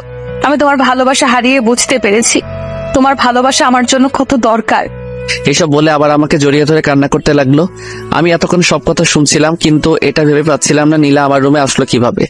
নীলা কান্না করে যাচ্ছে। আমিও ভাবলাম, হ্যাঁ মেয়েটাকে অনেক কষ্ট দিয়ে ফেলেছি, এবার থামা দরকার। আমিও তো নীলাকে ভালোবাসি, তাহলে শুধু শুধু দূরত্ব বাড়িয়ে লাভ কি? আর এমনি তো পাগলিটাকে মনে একটু কষ্ট দিয়ে ফেলেছি, আর পাগলিটা আমাকে ভালোবাসে বলে সবকিছু সহ্য করে নিচ্ছে। আমি তখন শক্ত করে নীলাকে জড়িয়ে ধরলাম আর বললাম, আমারও না তখন অনেক কষ্ট হয়েছে। নীলা আমার সারা পেয়ে কিছুটা চমকে গেল আর বলল, তুমি জেগে আছো? হ্যাঁ আছি। জানো, যখন তুমি আমার সাথে ওই রকম ব্যবহারগুলো করতে আমার খুব কষ্ট হতো, খুব নিজেকে অপরাধী মনে হতো। সরি বাবু, আমি না জেনে ভুল করে ফেলেছি। আমাকে আরো শক্ত করে জড়িয়ে ধরো। সরিতে কাজ হবে না, যে ভুল করেছো তার মাসুল দিতে হবে। বলো কি মাসুল দিব? আমি সব রকম মাসুল দিতে প্রস্তুত আছি। আমাকে ছোট একটা মেয়ে দিতে হবে। একটা কেন, 2টা দিব। না, আমার একটা হলেই চলবে। এই চলো না আজকে বিবাহ বার্ষিকী পালন করি। হ্যাঁ চলো, কিন্তু তার আগে এটা বলো, তুমি আমার রুমে কিভাবে আসলে? তুমি যখন আম্মুর সাথে কথা বলছিলে তখন আমি তোমার রুমে চলে আসি আর লুকিয়ে থাকি, আর তুমি আমাকে দেখো নাই। খুব বুদ্ধি হয়েছে তাই না? হ্যাঁ হয়েছে। চলো আব্বু আম্মুকে ডেকে তুলে কেক কাটবো। এইভাবে কেক কাটবো নাকি? আমার পাঞ্জাবি কই দাও, আমি সেটা পরবো। আর তুমি নিজের জন্য কিছু আনোনি? এনেছি তো, নীল রঙের শাড়ি আর তোমার জন্য নীল রঙের পাঞ্জাবি।